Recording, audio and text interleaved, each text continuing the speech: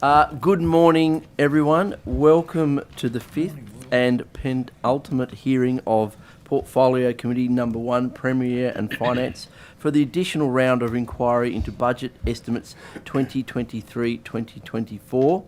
Firstly, I would like to acknowledge the Gadigal people of the Eora Nation, the traditional custodians of the lands on which we are meeting today. I pay my respects to elders past and present and celebrate the diversity of Aboriginal peoples and their ongoing cultures and connections to the lands and waters of New South Wales. I also acknowledge and pay my respects to any Aboriginal and Torres Strait Islander people joining us here today. My name is Jeremy Buckingham and I am the chair of this committee. I welcome the President of the Legislative Council and accompanying officials to this hearing. Today, the committee will examine the proposed expenditure for the portfolio of the Legislature.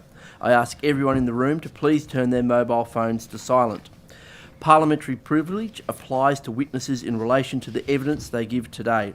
However, it does not apply to what witnesses say outside of the hearing. I urge witnesses to be careful about making comments to the media or to others after completing their evidence.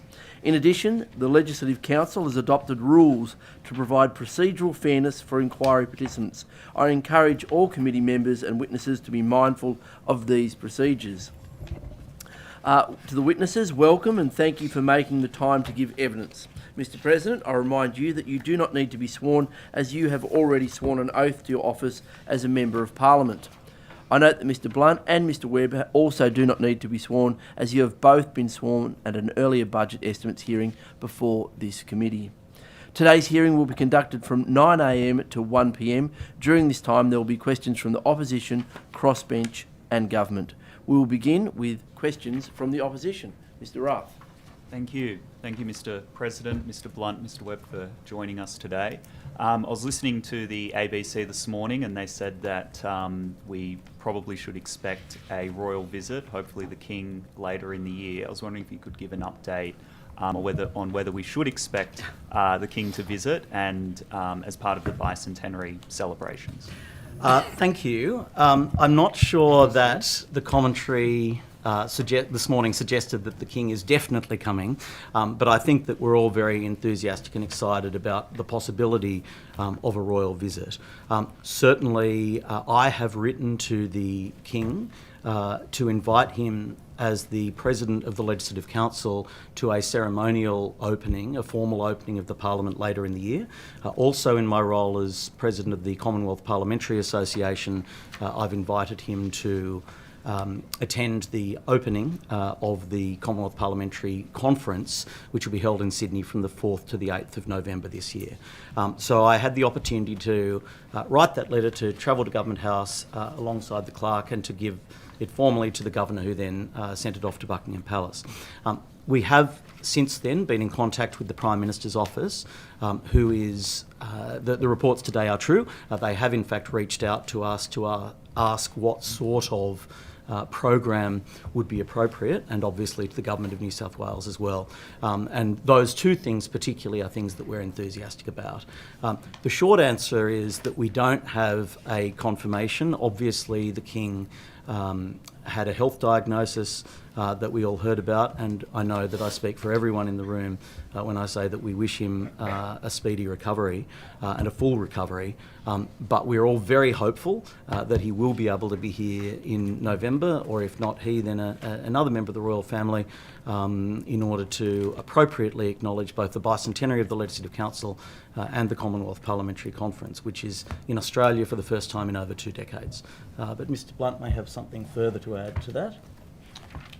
Mr. Rath, I think it's a matter of public record that on the 1st of September 2022, the former President, the Honourable Matthew Mason Cox, and I had the honour of having an audience with the then Prince of Wales. That was 5 days before he became King, at his private residence in Scotland, the purpose of which was for the former President to convey a verbal formal invitation for a visit in October or November this year as part of the bicentenary events.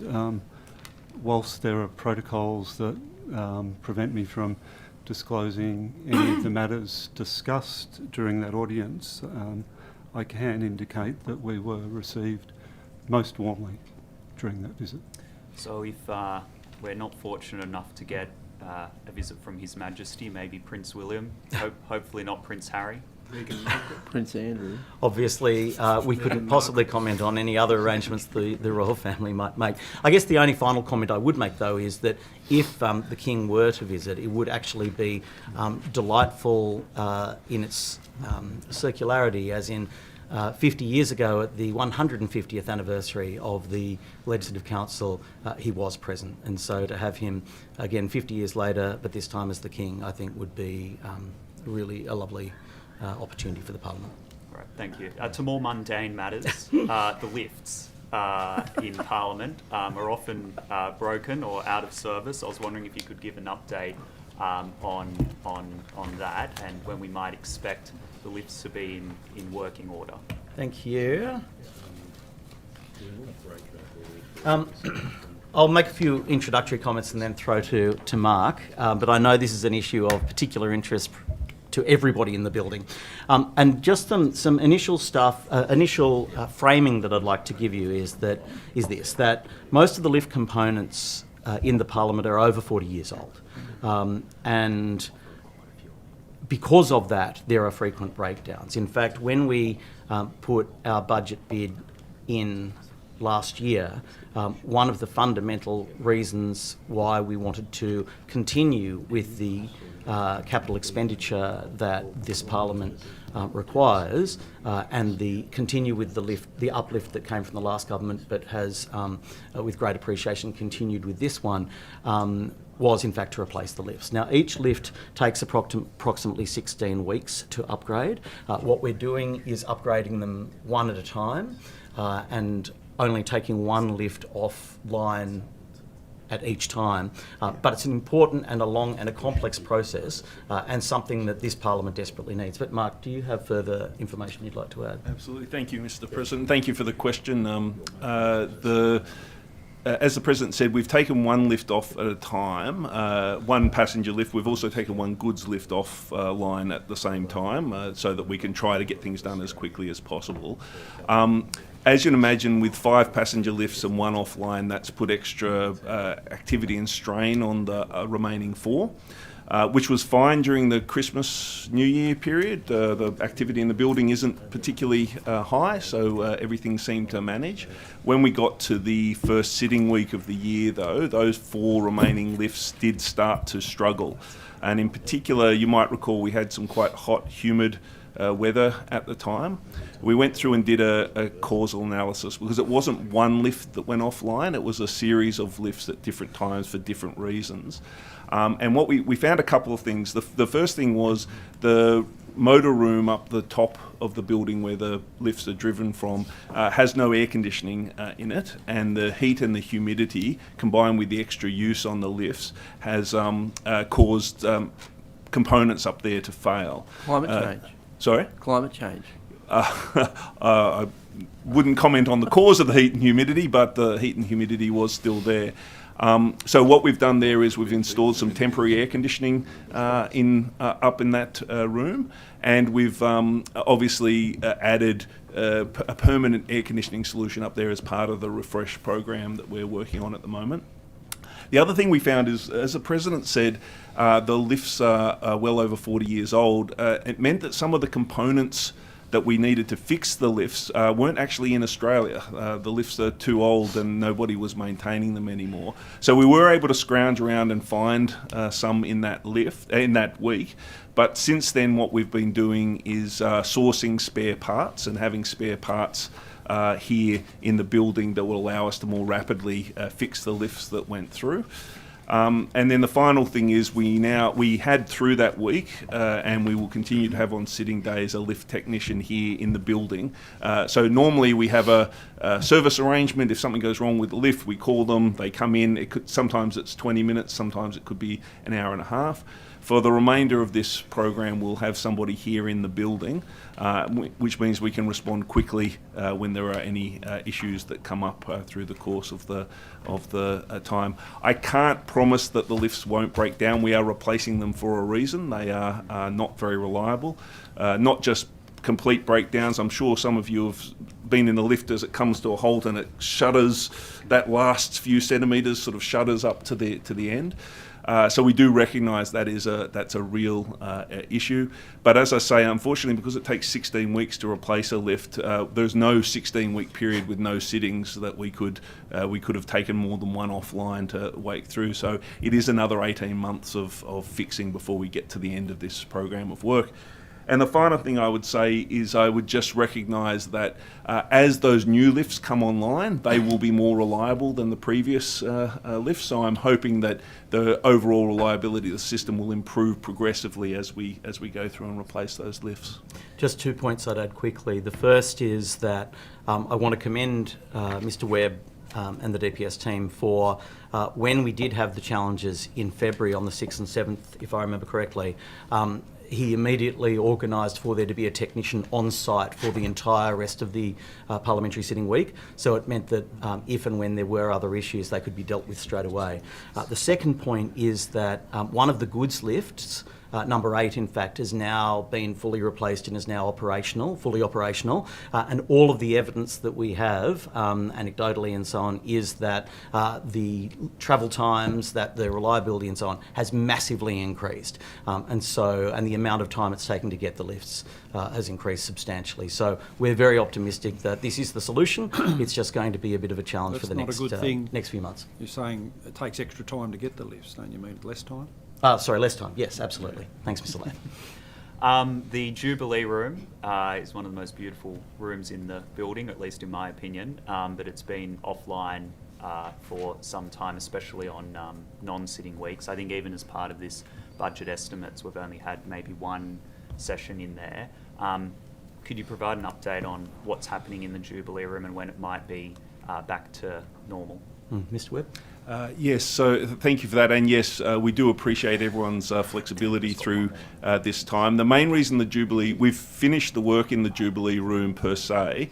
The main reason we've kept it offline through this estimates period is so that we can continue on the work with the Rum Hospital, the Parks Room, the Members Lounge, the Wentworth Room and the area upstairs to make sure that it is finished by the first week of April, which is our current schedule. As you know, this program of work was originally due to go through to the 30th of June. We are ahead of schedule, which is fantastic, but we wanted to make sure we pushed through and finish that work as early as possible. So from early April, the Jubilee Room will be completely back to normal operation. You can expect future estimates periods to be in the Jubilee Room. And as it is completely ready, as you said, there was at least one estimates day this time where the Jubilee Room was required. We were able to stop work in the Rum Hospital to allow that to happen. But I did want to express my appreciation for everybody's patience as we went through that work. The Rum Hospital work has been incredibly important. You would have seen just recently Westminster approve a £1.2 billion fund for restoring their Parliament. And there are parts of that building that are unusable at the moment.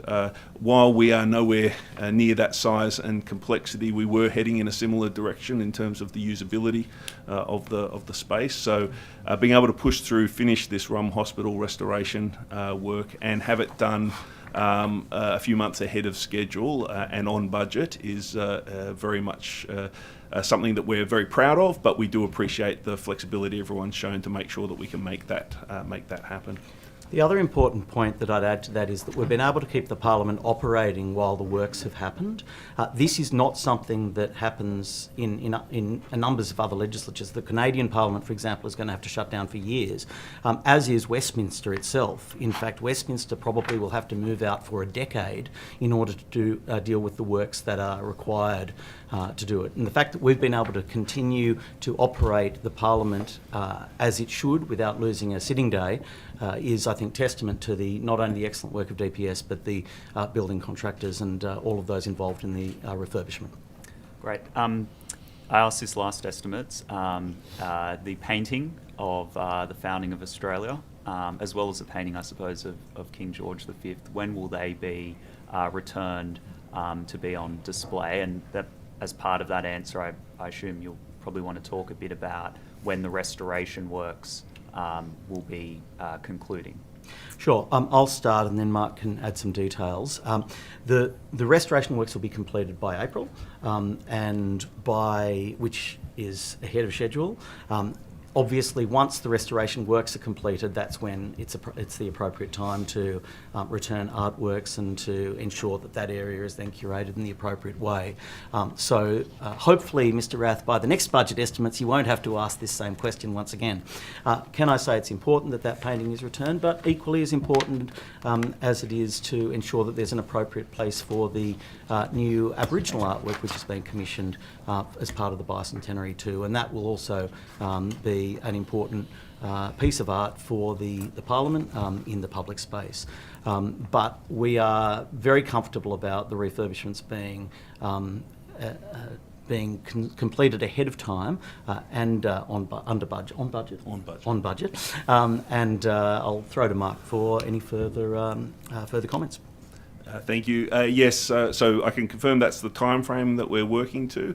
The primary piece of work that's still to be completed is the air conditioning that we're doing for the front of the building. So I think I've mentioned at previous estimates that the air that went into both the chambers and all that front room hospital used to come from the very back of the building and out of some of the garden sort of spaces. Part of this works has been to put new air conditioning plant down underneath the Parks room. For those who have been in the Parliament for a while, Mr. Primrose would remember it used to be an archive space, but completely unusable by modern work health and safety I don't know why I standards. singled you out, Peter. Well, former President Primrose, I should say, would remember as former President. We've used that space to put in air conditioning plant, which means that the whole front of the building will be, the air conditioning will be running from the front of the building. The air intake will be much closer and it will be much more reliable. I think most people at the front of the building who have workspaces there would have recognised that you're at the end of the air conditioning path before, so the air that was coming through could often be weaker and not work quite as well. So that's the big piece of work we still have left to do. Both the members' lounge and the Wentworth room are physically complete, so all we have to do is turn on the air conditioning there. The Parks room is close to being complete, and the upstairs area is close to being complete as well. And so, really, the only piece of work that the whole thing is dependent on is this air conditioning work that we're working through. And as the President said, one of the reasons why we haven't been able to restore the artworks earlier is because of the air conditioning. It's incredibly important that we have the right climate control for these valuable pieces of art. And this air conditioning system will help with that as well. So, as the President said, our expectation is that we would be restoring the artwork once we finish these refurbishments, and they will be finished in the first part of April. Great, thank you. Liz. Thank you. Mr. President, in the last estimate session, I asked you for the budget of your office, correct? Yes, I think Yes. so. Yep. In that question, you will note it is recorded that I specifically asked you for 4 separate parts of your budget. I asked you for the total budget of the operation of your office, the total budget of your travel, the total catering budget for your office, the discretionary budget for your office. Do you recall me asking for those things? I do, Mr. Fang. Okay. Do you recall that you took those questions on notice? I do. And in fact, I noticed that it's actually question 2 on page 4. Yeah, no, I'm aware of the question. And you said, but I'm happy to provide all of that. Mr. President, do you recall the answer you gave me? I do. Do you recall the 4 parts that you gave me as an answer? So, the thing about the Office of the Budget, the Office of the President's budget, is that it's not broken down like that. There's not a catering component and a discretionary component and so forth. Okay. Which is why I gave you the holistic number, which I think was $917,000, if I remember correctly. Correct. Yeah. So that's why. So I'll redirect now. Sure. So in your response, you provided only the single figure, but it was also only for the financial year of 22-23. Right. I was asking for the budget of the current budget, which is 23-24. Oh, sure. Why Sorry, did you I fail? Why did misunderstood you? Well, we were doing estimates based on the 23-24 budget, correct? Sure. Yes. So why did you... There's nothing particularly, there's no great conspiracy here. If we gave you 22-23 and we're supposed to give you 23-24, very happy to do that. And once again, happy to take that on notice and provide that to you, Mr. Fang. Okay. Can you provide the actual expenditure for the items that I've requested in the 4 separate items, budget, travel, catering and discretionary, the actual spend for 22-23 Happy and once also again current to take that on notice. 23-24? Thank Understood. you. Mr. President, since the last estimate session, can you indicate how many times you travelled overseas and in what capacity? What was the cost of the travel and who travelled with you and in what capacity? Sure. I've travelled overseas once since the last budget estimates. It was in a private capacity, full stop. Private capacity. Okay. And there was no government expenditure or parliamentary expenditure on that trip. Understood. In answers to question on notice number 4, you stated NA. That was in response to if you'd only taken the 2 regional trips that we discussed in that estimates and if you'd taken any others. Can I confer from that answer that you actually only took those 2 trips? I think I talked in the last budget estimates about a range of different things that I'd done, and obviously there were those trips that I'd taken. I think I also made the point that as a resident of the north coast of the Northern Rivers, I obviously spent a significant amount of time doing a range of functions up the Northern Rivers as well. Excellent. Well, I'll redirect because that's going exactly where I'm going to the next thing. Order, Well, let me order, just finish the order, answer. order, No, sure. Order, Well, order. just redirect. Oh, no, well, there is no redirect. I'm sorry, this is not a court. The president is, and I know it's a practice that's sort of emerged in the last couple of weeks. Well, you're burning this my time idea. now, Well, Chair. order. And the president was in the middle of answering your question. I know, but I'm about to ask questions on the matter. Well, that he's directing. you can do so, Mr. Fang, when the president has concluded his answer. Thank you very much, Chair. Redirection And we do have a lot of time here today, so I'm very Well, happy to answer I've got any plenty of questions. questions, Mr. President. I welcome them all. not So sure the you short will. answer is, obviously, that wasn't definitive in terms of, as I mentioned, all of those different functions and trips that I took to the Northern Rivers, going home, but then going to a range of events up there at the same time. Right. But yeah, no, that's fair. So, can you provide to me the total number of regional trips you've made since becoming president? Very happy to take that on notice. Thank you. Thank you, Mr. Fang. Mr. Latham. Oh, thank you, Chair. Mr. Latham. Yes, turning to the actual budget paper. Excellent. Such a novel idea at estimates. At the budget paper number 1, page A57, there's just one in the item listed in the measures statement. These are the discretionary policy changes, and that is over the forward estimates, $15 million allocated here for the implementation of the Broderick Review. What's that $15 million going to be spent on?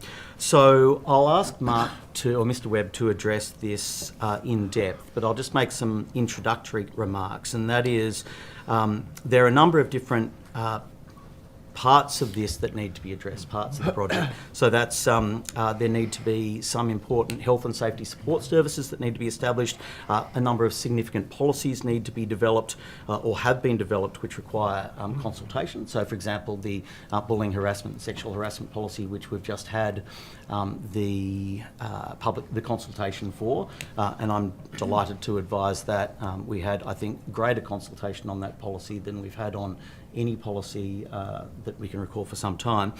There's extensive staff training in areas such as complaints handling, leadership, appropriate workplace behaviour, the continued work of the Independence Complaints Officer, but most importantly an additional 10 or 11 staff who will be working to assist in implementing those recommendations, the 31 recommendations, in the HR area. But also, Mr. Latham, I'd make the point that those staff will be able to provide broader service to the Parliament as well.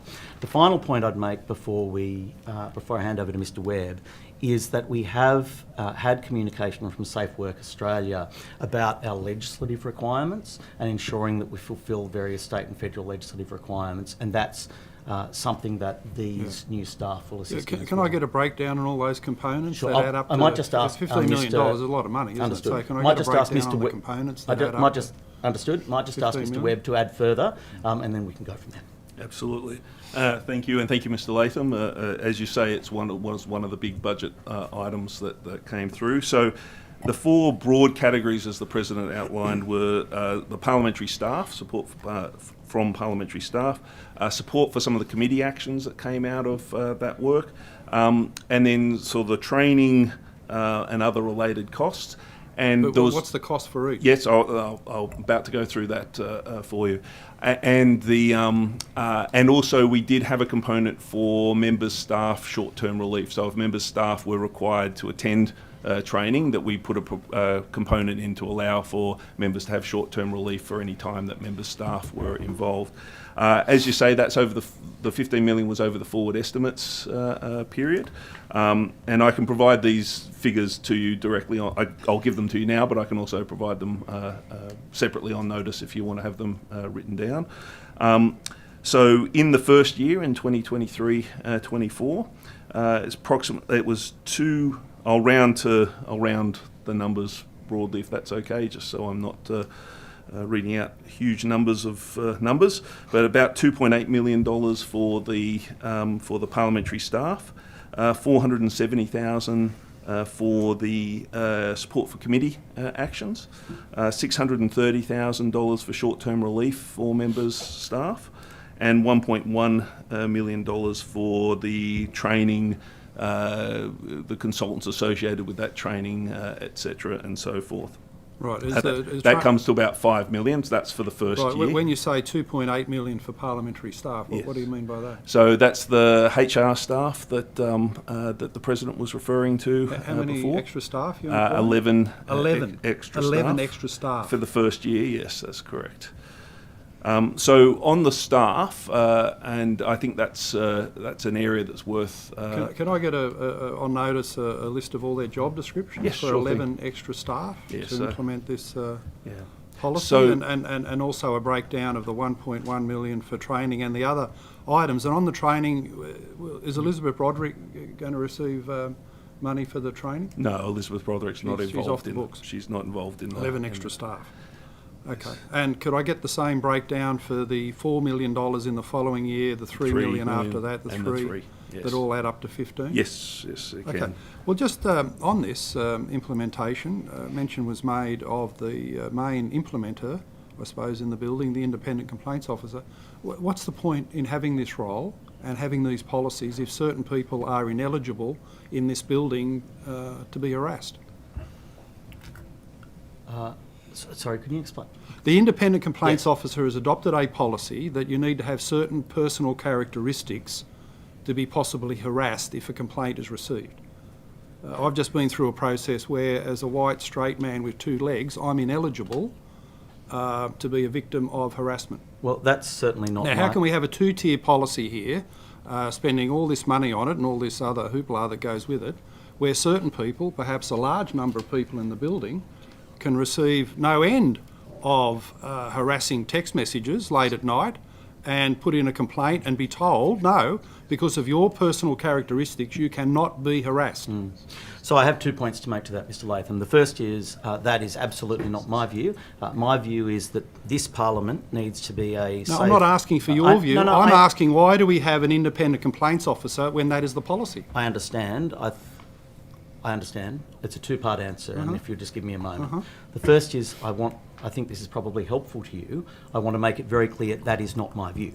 My view is, and my intention is, that every single person in this Parliament should be able to view this place as a safe and respectful workplace. Point 1.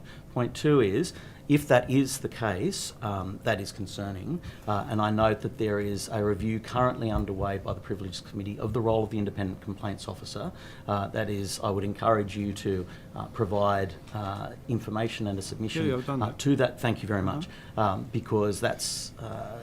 It's important that we, with something like this, with a new role, that we continue to look at the parameters and at the functioning of this role to make sure it's appropriate for the Parliament and the parliamentary precinct. So you're of the view that every person in the building, if they're harassed, no matter their personal characteristics, should be able to put in a legitimate complaint and have that That's treated on absolutely its my view. merits, Yes. rather than be told because of your skin colour or your gender or your physical shape that you're not eligible for the policy. Without knowing, obviously, the background of the issue that you're talking about You can read my specifically, submission. but in terms of the premise that you've just laid before me, I absolutely agree with that. Right, and what about the second limitation on the work of the independent complaints officer, meaning she's barely got any work to do?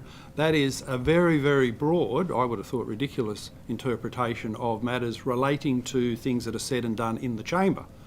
The ruling that I've received is that you can send a text message, any old harassing communication, and as long as it relates to something that was once said in the chamber, it doesn't count as harassment. Shouldn't harassment begin and end at the chamber door?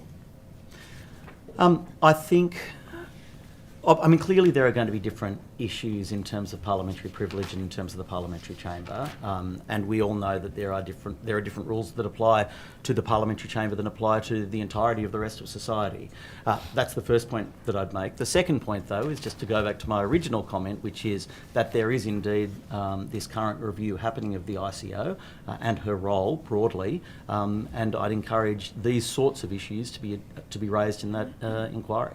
But do you regard it as too broad an interpretation to say that anything that was ever said or done in the chamber can be subject to an harassing message subsequently and not be part of the policy, not be eligible for a complaint? Mr. Latham, I wouldn't want to comment on that specifically. Well, don't you think matters relating to the chamber are things that actually happened in the chamber? Well, yes, indeed. I don't want to be sort of too common sense about this. No, I understand the point. The point's a valid intellectual point, but I don't want to get too far down into the weeds on this on the review into the ICO. Okay. But I think these are exactly the sort of matters that should be considered, because when you set up this new structure, a new independent person who is charged with oversight of dealing with potential complaints about behaviour within this precinct. Inevitably, because it's such a unique environment, there are going to be some challenges in getting that right. And I understand the points that you're making. I think they're valid points, and that's exactly why there's currently this review currently happening. When's the review expected to be completed? Oh, that's a good question. Do you know, Mr. Blunt? I'm afraid I'm not aware of the reporting date of the committee on this matter, but I'll make some inquiries, and I suspect until then we're before stuck, the end of this we're hearing stuck with we the should have an two-tier answer for you. system. Maybe the 11 extra HR staff can speed it up.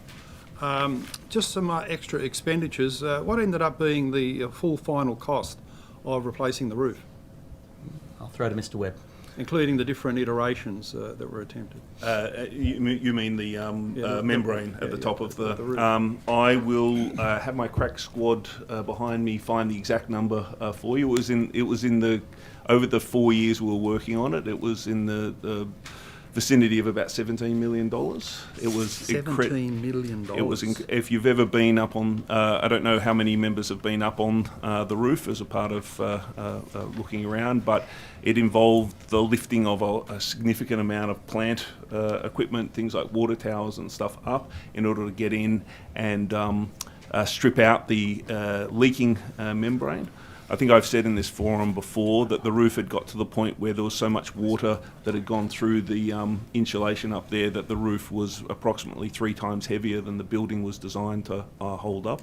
So this was very, very necessary work, but it was expensive work. There is absolutely no doubt about it. It did increase the longevity of the building by a significant number of decades. Yeah, and what was the full final cost for the work on the facade at the front of the building? So that was part of the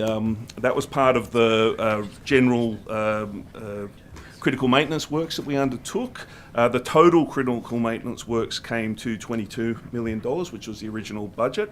I do have a breakdown of that. If you give me a moment.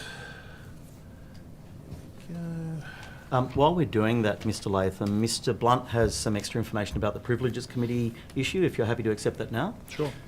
Thanks, Mr. President. I'm reliably informed that the Privileges Committee currently has a 6-week period in which submissions are welcome in relation to the review of the ICO. There's no reporting date set in the terms of reference. That's a matter for the committee to determine when it has concluded that inquiry and reports. I would note, though, that the committee has a number of active, very important inquiries at the moment, including one that just came up during the last sitting week, an inquiry into the new draft regulation under the Constitution Act for members' disclosures. That's a matter which should be of interest to all members, and I think that's also at a similar stage at the moment. So how the committee weighs up when to report on those different matters is a matter for the committee. So for the facade, the total cost out of that $22 million was $5.1 million.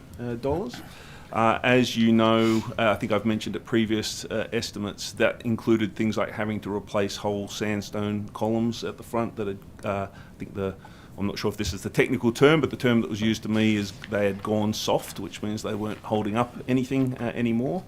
I think most of the committee knows that the upstairs columns in the veranda, which were actually made from wood and painted to look like they were made from stone because they ran out of money when they were building the original hospital, several of those were completely hollowed out by termites, and it's been over 40 years since the, not active termites I should say, they were well and truly dead, but the columns were out. And also there was 40 years of damage to the facade itself, so a lot of the work, it was put to me once, did you just put a coat of paint over it? No, there was a huge amount of work in just restoring the facade going through, so well, 5.1 million. Well, it doesn't sound like we're running out of money these days. Could I get a breakdown of the other $17 million in the maintenance, so-called maintenance works? Does that include the room restoration that you mentioned earlier on, also the two chambers? Yes, it would includes the two chambers, the work done on the north and south atriums, which included replacing the glazed roofs, the Rum Hospital internal restoration, and the facade if I can get a breakdown of the 22 million. Yep. And also, what's the estimated full cost of the bicentennial, including money already spent and what we're projecting for the rest of the year? Mr. Blunt, would you like to address that? Mr. Latham, the business case that was successful in obtaining money from Treasury in the 22-23 budget and forward over another 2 years was, I think, in the order of the 20 million mark that Mark's been referring to, and the President, in relation to the critical maintenance work, plus a figure of approximately $5 million for events, including the hosting of the Commonwealth Parliamentary Conference. Right. So $5 million is in relation to events. For events. Yes. Well, it's a celebration of Yes, that's the right. Parliament, the Chamber's bicentenary. I'd just make a point on that, Mr. Latham. That also includes the funding for our bid to host the Commonwealth Parliamentary Conference in Australia, as I mentioned before, the first time in 20 years, where there will be 800 or so delegates from around the world coming, and the host of that event, it's incumbent upon them to provide a substantial amount of that funding, and so that's part of it as well. And is there contingent planning around the unfortunate illnesses in the royal family, the King, the Princess of Wales, also the reality that Princes Harry and Andrew seem to be ineligible for this type of event? Can we survive and have a bicentenary without a royal presence? The presence, a royal presence would significantly add to all of the events that are currently in train, and that will happen whether or not there is a royal visit or not.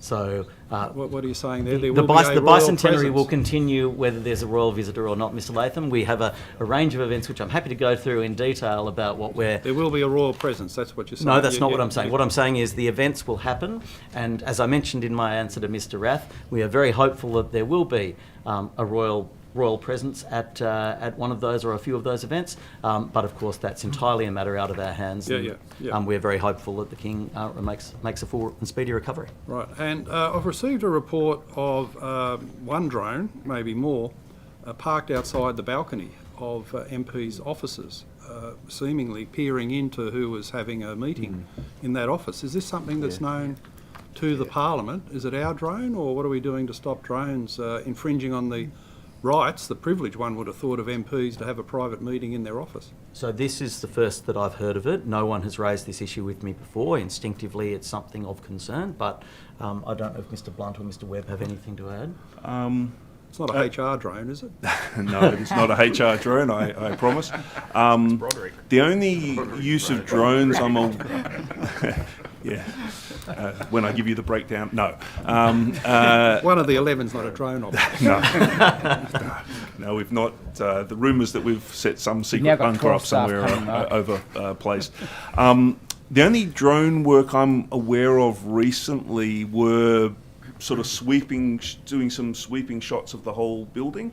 Mm-hmm. But I cannot think of anything that would require That was a drone sitting from DPS. We don't own it, but we Right. hired someone to come in and take just some photos of the building from above. For promotional. For promotion, yeah, that's right, and to show the works that we were doing. But there would be no reason for that drone to be sitting outside anyone's office in any way, shape or form. Yeah, so well, the report was a bit concerning in that regard, so absolutely. maybe you can take it I on will. notice as to what happened with that one drone, and if that's not the infringing drone, I can give you the details that I've heard Mr. Latham, we'd be outside the grateful if you meeting, could, and maybe in this era of a drone operation, we need some sort of precaution against it, because it's quite an infringement on the work of an MP, isn't it? Absolutely. Yes, But, well, absolutely. of any individual in terms of privacy, absolutely. That's instinctively of great concern, and I suspect that this issue, not just for the Parliament and the parliamentarians, but for society more broadly, is going to become a bigger and bigger issue. So we'd be very grateful for any information that you can provide us, and we'll certainly look into it with utmost seriousness. Yep, thank absolutely. you. And just back on the bicentenary, how much does it cost to commission the Aboriginal artwork?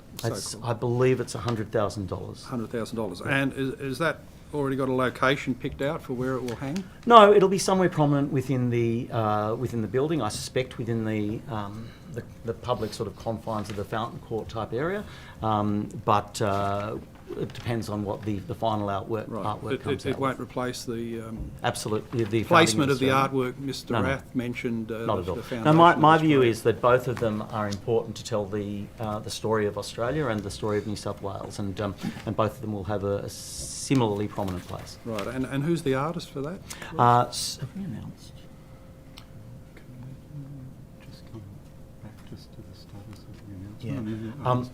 We have gone a substantial way through the process. I'm just not sure if we've made the public announcement yet of the artist. So, Mr. Latham, do you mind if we just take that on notice? We may be able to provide that information before the end of estimates today. If not, we'll certainly be able to provide it on notice. Okay. Thank you, Mr. President. The government. Yes, Chair, I might just kick off. I've got a couple of questions around security, Mr. President. I might just follow on from Mr. Latham in relation to the drone. Please. Just to say, it may help to know that it was Wednesday last week, around 11 a.m, off a balcony of a member on the 11th floor. So when you say off a balcony of a member, About a did metre the off the drone take... balcony. No, okay, fine. So, yes, right. And it was hovering. I assume. hovering for some time. And I just wanted, and I'm happy if you take this on notice, just to find out whether you can provide any more information about that incident. I understand it was reported to security shortly after it occurred, and I just wanted to know what steps are being taken to ensure that we don't have this again. If it was a Well, drone I mean, from look, it's a very somewhere else. valid set of questions. As I made the comment to Mr. Latham, I find this instinctively extremely concerning. I don't know that there's anything necessarily, but of course we'll come back to you that we can do to guarantee that it will never happen again, because it's an open, public-facing building onto a very large expanse of open land. Nonetheless, it's concerning, and we'll certainly look into it. We'll speak to security, and we'll also we'll come back to this committee with a response. Thank you. And I think Mr. Webb might have I something. just make the general point that we will do all the things that the President said. We don't tend to discuss security matters relating to the Parliament in public hearings. As you'd imagine, talking about the vulnerabilities and security measures that we've taken. It's not something we like having on the public record. So I would ask when we come back, I'd be very happy to brief the committee in private, but my very strong preference would be to not do so in a way that would put the information on in the public domain. Certainly, yeah. The second question I had is, when was the last time that duress alarms in electorate offices were tested, and how often is it required that they be tested? Mr. Webb. I should say that as this estimates hearing focuses on the operation of the LC and DPS, I don't traditionally answer any questions about the Legislative Assembly and how it works. I would say, however, that we do have a regular regime of all duress alarm testing, both here in the building and across the electorate office network on a regular basis.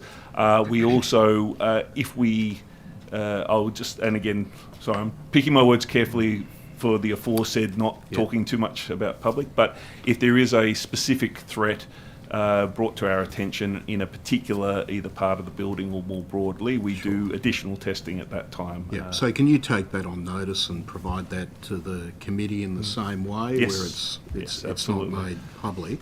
I'm sorry, I might just make one quick Yeah. comment, Mr. Murphy, as a newer member as well. Just so that you know, the remit and others, the remit of this committee has never extended into looking at the operation of electorate offices. So I just want to make that clear to everybody. Sure. All right. And look, the other question I had was just around the same issue, but were they properly functioning the last time they were tested? So if you have any information you can provide about that. In relation to Parliament specifically, I wanted to ask, is there always a constable in the building 24 hours a day, 7 days a week? Yes, that's correct. So we have, obviously the deployment of special constables is higher in when the building's open and higher again on a sitting day, but there is a 24/7 presence here in the building. Yeah. Again, without talking about the specific details of where they're located for the reasons I outlined before, but there is always special constables in the building, and they monitor not just the building, but all of the feeds that come into the building as well. All right. And you might need to take this on notice for the reasons that were previously discussed, but I just wanted to know, from what time are the front and back entrances of the building staffed by the special constables? And does that differ between sitting days, non-sitting days, weekends, public holidays, etc.? Yeah, I'll take it on notice. It does differ in those areas, but if you don't mind, again, even where and when we have special constables is something that I prefer not to put on the public record, so happy to brief the committee. Certainly. They're the only questions I had at the moment, so I might hand over to my colleague, Mr. Nanva. Thank you. Mr. Namber. Thanks, Chair. Mr. President, the Parliament has significantly progressed on its maturity with respect to cyber security. Given that attacks can often occur through third-party contractors and suppliers, do we check on the maturity of those contractors and suppliers before we engage them? Before I throw to Mr. Webb to talk about the specifics, I should just say that this is an issue, and cybersecurity of this place is an issue about which we are very concerned, and that we continue to invest appropriately in doing all we can to ensure that members and others of those who are involved in the parliamentary precinct are protected from cybersecurity attacks. We know, though, that this is going to be an issue that is going to become increasingly larger, that the attacks are going to get more sophisticated, they already are, and that it's going to remain a substantial challenge. When you're speaking to your government colleagues, Mr. Nanva, I would ask you perhaps to remind the Treasurer and others that we will be needing significant resources on an ongoing basis in order to continue to address this issue. The government has been excellent so far. I'm not in any way complaining, but I just want to make that point. Mr. Webb, could you answer the specifics of Mr. Nanva's question? Absolutely. I'll start just with a similar caveat to the physical security issues. I don't try not to talk in public too much about specifics around what we've done in the cybersecurity space, but I think it's fair to confirm to you that assessing the cybersecurity maturity of vendors that we engage with is now a standard part of our procurement processes. So when we go through, we do look at that. Depending on the nature of the system, we also require ongoing. Saying attestation would make it sound perhaps more formal than it is, but we do recognise that the state of security on letting a contract might not reflect the state of security, say, 2 years down the track or 3 years down the track. So it is something that we check on a regular basis as well. Is there an incident response plan? Yeah. So you mentioned in your opening comments, and I do appreciate that we've been working on increasing our maturity in this space. I think many of you might have heard reference to the federal government's framework, which is called the Essential 8, which is looking at dimensions of cybersecurity preparedness. Part of what we've been doing as part of improving our preparedness is around incident response testing. So we do. For instance, and again, sorry, I'm only hesitating. I would be very happy to brief the committee in private in more detail than this, but there is an array of incident response preparation work that's done.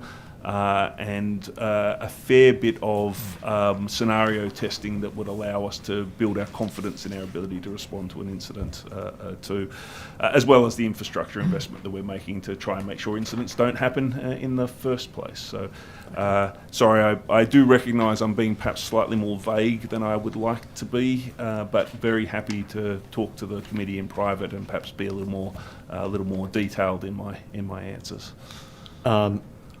Something that I've been briefed on several occasions in this space is that what can often be overlooked is the preservation of information after a security incident that would help understand the extent of the threat and help shape the response.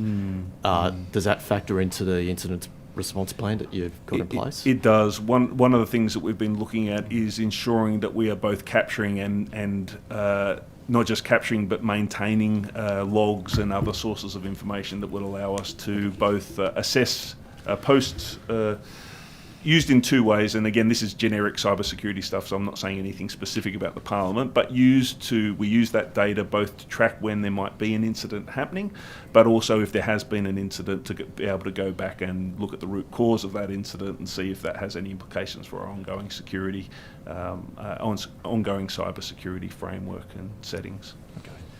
I might just change tact to... Could I just add one final comment, which is not exactly relevant, but sort of tangentially relevant, but is, I suspect, going to be of interest to all members, and that is that the Surface Pros that members have obviously were rolled out some time ago, and there will be new laptops rolled out to all members this financial year to replace them and to staff in the following financial year. So that's just providing a bit more information for members. Thank you. I'll just change tack now to conditions, staff conditions. Before I do, I just want to note my gratitude as a relatively recent member in this place for the professionalism and the dedication and frankly the skills of all the staff who serve in this place. I want to focus specifically on member staff at the moment. Noting that there are a number of reviews that have taken place and will take place with respect to conditions, would you agree that there is a significant breadth of functional areas and depth to specific tasks that member staff undertake which are just not documented at the moment. I absolutely would agree with that, having been a staffer for a member of the Legislative Council myself many years ago. Which party? Of course, that's a fair contention. Given that role descriptions are currently not a true and accurate reflection of the functional areas, nor the intensity and the complexity of the individual tasks that those staff undertake, do you think that leaves them at a structural disadvantage with respect to pay, first and foremost, and with respect to transferring their skills to alternative forms of employment who may not get the nuances and subtleties of the role in Parliament. I might just make a couple of introductory comments and throw for detail to Mr. Webb. I remember when this issue was first raised, if I remember correctly, it was with President Ajaka when he committed to looking into conditions for staff. And there's been a relatively long process since that time where we're heading towards an actual, I think, an appropriate point where these issues can be considered in depth. This is something that's important to get right. We rely on our staff deeply, and in the Legislative Council, particularly those members who only have one staff member, it's incredibly important to understand the depth and the breadth of their role and to make sure that they're remunerated, but also that they have accordingly, but also that they have other conditions that are appropriate to their role. There is quite a lot of work that's being done, but Mr. Webb will speak to the detail. First, can I start by saying I agree entirely with your comments on this matter. I think I've reflected at a previous estimates hearing that when we went back to try and work out what the basis of remuneration for members' staff was, we couldn't find a basis for that remuneration. It goes back into the deep, dark times of the 1980s, where Mr. Latham and I were at Hurlston Agricultural High School, so it's a long time ago. It is something we could not find the detail of. I'm the second best mark to come out of Hurlston. That's two members you've called old now, Mr. Webb. So I do recognise that the basis of the remuneration, there is no history there. There is no capacity to say how they came to the conclusions they came to. But I think it is fair to say that the role of a member's staff has changed significantly since that time, and has some of those characteristics that you were talking about. More than that, if it was just a matter of writing a position description and evaluating it, we probably would have been done a long time ago.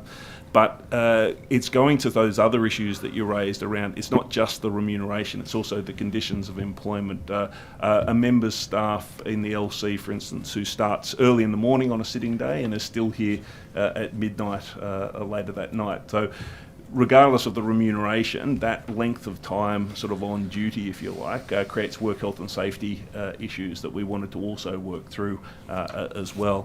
In fact, some of the false starts we've had in this space has been because the work has not gone to the level of detail required to be able to get to those issues. As I say, if it was just a matter of writing a position description and evaluating it, we would have been done quite some time ago. So just to give you a sense of that, where we're at with that work, we will in the next couple of weeks be bringing the results of the latest round of work to the PEG, the presiding officers, the clerks and myself, for approval to go to the next stage of consultation. So that will be making an actual proposal as to how we think things should be. The intent is that when the presiding officers put down their annual determination of conditions of employment on the 1st of July for the pay period on or around the 1st of July, and that's a shout out to Helen Gores, our head of HR, who doesn't like me saying the 1st of July. The intent is that all these things will be in place by that period of time. So we are very aware of the fact that it's taken a long time to get to where we are at the moment, and we're absolutely committed to making sure this work is completed in that time frame. The second point you made, I think, is a really, really valuable one, and in fact, and that was to do with the recognition outside of the parliamentary environment as to the value and skills of members' staff. I would go probably slightly further and say there's probably not as good understanding of members' skills and experiences that they build up over time here as well. One of the most common pieces of feedback I've received from former members when they leave this place is the difficulty of translating the work that they've done here into a work environment that perhaps doesn't understand the Parliament as much. So this is something that we have been looking at in the context of members and members' staff as well. We want to try to provide resources that allows people to translate Parliament work experience speak into either corporate or public service work experience speak, and enable both members and members' staff to be able to make that transition a little bit more smoothly as well. I must admit I've put probably more emphasis on finalising the former rather than the latter, the getting the conditions of employment and the salaries right as where I've asked people to focus. But this is an area that we're also doing work on, and we intend to roll out more things over the course of the next year or so. And in particular, I think hopefully you, in talking to your colleagues who've finished here previously, you might have seen that we've provided, I think, better support for members who are finishing up in the Parliament than we ever have before. This work is not just about member staff, but also about members, and we will be taking that forward as well. Can I just add a question while you're at it? Yeah, you're going in the direction I wanted to ask about. Has there been any significant progress in relation to helping not just staff but members exiting this place in terms of separation services? So as you know, at the moment, there's no provision for members who are leaving for any transition payments at all. We're one of the few jurisdictions in Australia where that is the case. Most jurisdictions, depending on how many terms you've served for, have some form of transition payment. And that's reflecting, in other jurisdictions, it's reflecting the fact that obviously not only is it difficult to make the transition in a general sense, if you are going for re-election, you can't look for another job until you know the results of the election one way or the other. So there is that period of time afterwards. The Parliamentary Remuneration Tribunal has indicated in previous public determinations that they would be willing to look at this issue, but that currently their jurisdiction does not extend to be able to look at the things for former members. They can only, by definition in the Act, look at entitlements and conditions that affect current members. So by definition, they can't look at this issue of transition payments. They have indicated that if there was a legislative change to give them the authority to look at that, they would be willing to do it. And so I would say, as the advice I've given in this forum and others before, is that having an independent tribunal looking at that is probably the best way of handling it, but it does require a change in order to give them the authority. Is it true to say, Mr. Webb, that ex-staff get better separation services than ex-members? Better separation payments, absolutely. We try to provide good service to everybody, but certainly ex-staff do get separation payments. Maybe not so much service, let's say support. So what we do try to also provide good support for members, but yes. Sorry? Just, I'm mindful we're using Mr. Nanva's time. Mr. Nanva can have some of my time. They're good questions. That's okay. We can finish this answer and All right. He's just killing the time, so I can't use it. Okay. So I would mention that this is an area that we took very seriously. At the last election, for the first time, we did look at post separation support services for members. So all members got options to either work with a high-profile recruitment firm to help them work through how to best position themselves in the ways that I was talking about before. Some people sought support for either qualifications or post-employment transition that would help them build skills that take on new roles, etc. So things like the Australian Institute of Company Directors course, for instance. And also some basic, like some people hadn't written a resume for 20 years, so also some basic stuff around what it takes to write a resume, say in the 2020s versus the last time they were looking for work. So we have tried to enhance the services that we provide. We also have extended the employee assistance program service so that all former members get access to it for 12 months after they've been employed here, to try and help with that aspect of transition too. Thank you, Mr. I'm Webb. conscious that the Obviously bell rang, so I'll stop. There's a message there for the government. Thank you, Mr. Webb. The opposition. Thank you, Mr. Fan. Chair. Mr. President, you will recall on the 7th of February this year, you placed me on 3 calls to order and removed me from the chamber. Is this correct? I can't remember the exact date, but I take your word for it. Yes. In doing so, you cited rulings from 1888, correct? I made a comment about Yes. a ruling that was made in Westminster in 1888. Yes. Absolutely. You also cited rulings from the House, including from previous presidents, including President Fazio, who recently described the Jewish population as a race of whingers in order to support your position. Is that correct? Well, I provided, I ensured that there were, it was clear that there were previous presidents within the House who had made it clear that the dignity and the authority of the President needed to be upheld and shouldn't be impugned. I think your Can I actual raise comment... a point of order? Yes, you can, Mr. President. Primrose. On a point of order. Reluctantly, because of the interesting responses and from the President in Don't waste relation my to time, procedural Peter. matters. Order. But budget estimates, very specifically in the motion that established these estimates, relate specifically to items to do with public administration, to do with the budget, not for items of procedure that occur within debate within the chamber. So I believe that this question is out of order. Yeah, Well- you're entirely correct, Mr. Primrose. Well, I'm ruling, To the point of order. Well, to the point of order. To the point of order, I'm establishing a number of conditions before I get to the subject of the matter that I'm addressing. So, in that context, Chair, I think the questions are well within order. Further to the point of order, the conditions in fact are a series of discrete questions. If the member wishes to proceed to a matter that is a legal question in terms of the motion that established these matters, then I would have no objection. But Don't waste my time, Peter. Order.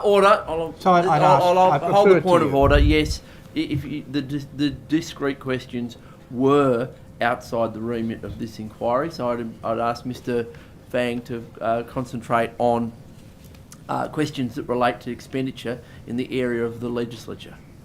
Mr. President, you stated that you will not tolerate members reflecting adversely on the impartialities of the President. Mr. President, do you believe that you act in an impartial manner? order, can I take a point of order again? Yes, you the can, member's Mr. flouting your earlier. Yeah, that is Well- that has nothing to do, Mr. Fang. That has nothing to do The with wide remit of expenditure in the area. Don't. Of order. Why are you running cover? Are you running cover for him as well? Order. The questions will come out no matter what, mate. Mr. Well, Fang. either you can answer 'em order. now. Mr. Fang, be quiet. Be quiet. You can run cover for him all You're you want, flouting mate. a previous You can run ruling. cover for him all you want. They're going to come Mr. out Fang, anyway. It's going to come order. out. Let him answer it. Give him the opportunity to answer, address them. Mr. Fang, behave yourself. Give him the opportunity Act to with address decorum these. and dignity. I am. And you are. I'm giving him the opportunity to answer these questions in Point estimates. of order. A point of order's been taken. Ms. Boyd on the point of order. We're used to robust debate in these estimates, but we don't quibble, or whatever that word is, with the chair. It's very, very important that all members recognise the authority of the chair, or this place will just become a zoo. I would ask the honourable member to refrain from arguing with the chair. Thank you. Yes, I uphold that point of order. You should not be cavilling with the chair, or hectoring the chair, or hectoring anyone in. Well, to the point of I'm ruling on the point of order. Sure. I'm ruling on the point of order, and that is Can I that speak to the point of the order, rules for procedural fairness adopted by this committee and by these committees And well, point of order, require Chair. us to be guided by Point of order, Chair. But I'm ruling, so be quiet. Point of order, Chair. Well, I'm ruling on the previous point of order, and that is You're all we're just wasting my time. guided by the practices of the chamber, and so in that regard, and I know you're well aware of those, Mr. Fang. So please treat the witnesses with courtesy, Which is why- and treat the chair Stop wasting my with time, courtesy, Chair. and please discontinue from talking over the top of me Chair, while I'm you're making just a wasting my ruling. time. So please, Mr. Fang, Well, Chair, I will ask you to cite the with some decorum, I will please. ask you to cite the rules and standing orders that I've actually broken in these questions. So far, the Honourable Peter Primrose, nor you, have actually cited where I'm actually not upholding the rules under the standing orders. The establishment motion of the The committee. establishment motion says that the matters for inquiry must deal with expenditure in the area of the legislature. Your questions had nothing to do with that, and were out of order. And I ruled on that, and then you cavilled with it. I'll invite you to bring evidence of that after the break. I'll move on to other Paragraph matters. 9 of the procedural fairness resolution. Yeah, read them at the beginning. Order. At the Stop, you're beginning now of- at the wasting more of beginning my the hearing- time. Order, Mr. Fang. Order, Mr. Fang. At the beginning. Why are you running at the cover beginning for of him? my introductory Why are you running cover statement- for him? Order. Come Be on. quiet. Hurry up. I beg your pardon. Hurry up. I've got questions to ask. You're covering for him. Stop wasting my time. You are acting in a disgraceful manner. You Chair. are This is not- you are this is running not cover for the befitting of a president. member of this If I could- committee. Because you want the numbers in the floor. Sorry, Chair. If the member wishes to move a motion to dissent from your ruling, that's No, I just want him to stop talking so I can more ask than the able questions. to do that too. But Have you finished? there are mechanisms available. Mr. President. Order. I'm just going to talk to the Secretariat. Well, I'm going to start asking questions while No, you're you're doing not. Order. Well, no, stop. You're Then not. the No, you're clock not. can stop. You The behave clock can stop. disgracefully. The clock can stop. You Why are you behave running dis- cover for the president? Order. Just because you guys want the numbers on the Order. floor, isn't it? You don't want me to ask questions about the numbers on the floor because you want the numbers. You're a disgrace. That order. You are acting. You're going to waste the time now? You're going to waste the time? I am going to. Can I ask a question? You are going to be quiet. I'm going to talk to the Secretariat about how we deal with your behaviour. Mr. President, you discussed the idea of becoming president with a number of your colleagues. Is that correct? Order. Mr. Fang, I'm the chair of this hearing. Yeah, and so far- you will be quiet. Well, how about you while hurry I up? talk to the Secretariat. Hurry up. I beg your pardon. Hurry up. You're wasting my time. Well, you can go to another bencher, like another crossbencher, and then we'll come back to my time if you're Order. going to waste it. Let's resolve to go I, into committee. I'd like. Yeah, can Resolve to someone go. resolve that we move into I'll move that. going Yeah, to I'll move private that one, deliberative. Chair. Thank you. Yeah, I move So you move that. I'll put that. All those in favour. Against, declare it carried. I'm sorry. We're going to have to talk about what's just happened in a private.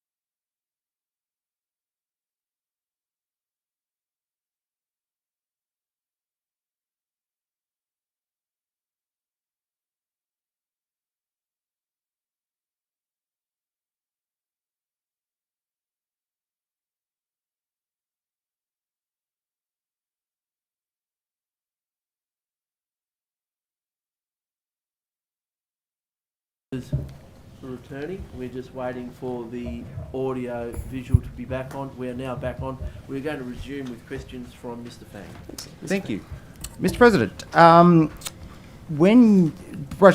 me rephrase. Prior to becoming the President last year, did you indicate to members of the National Party that you would seek to use the President's role and the President's dining room for fundraising?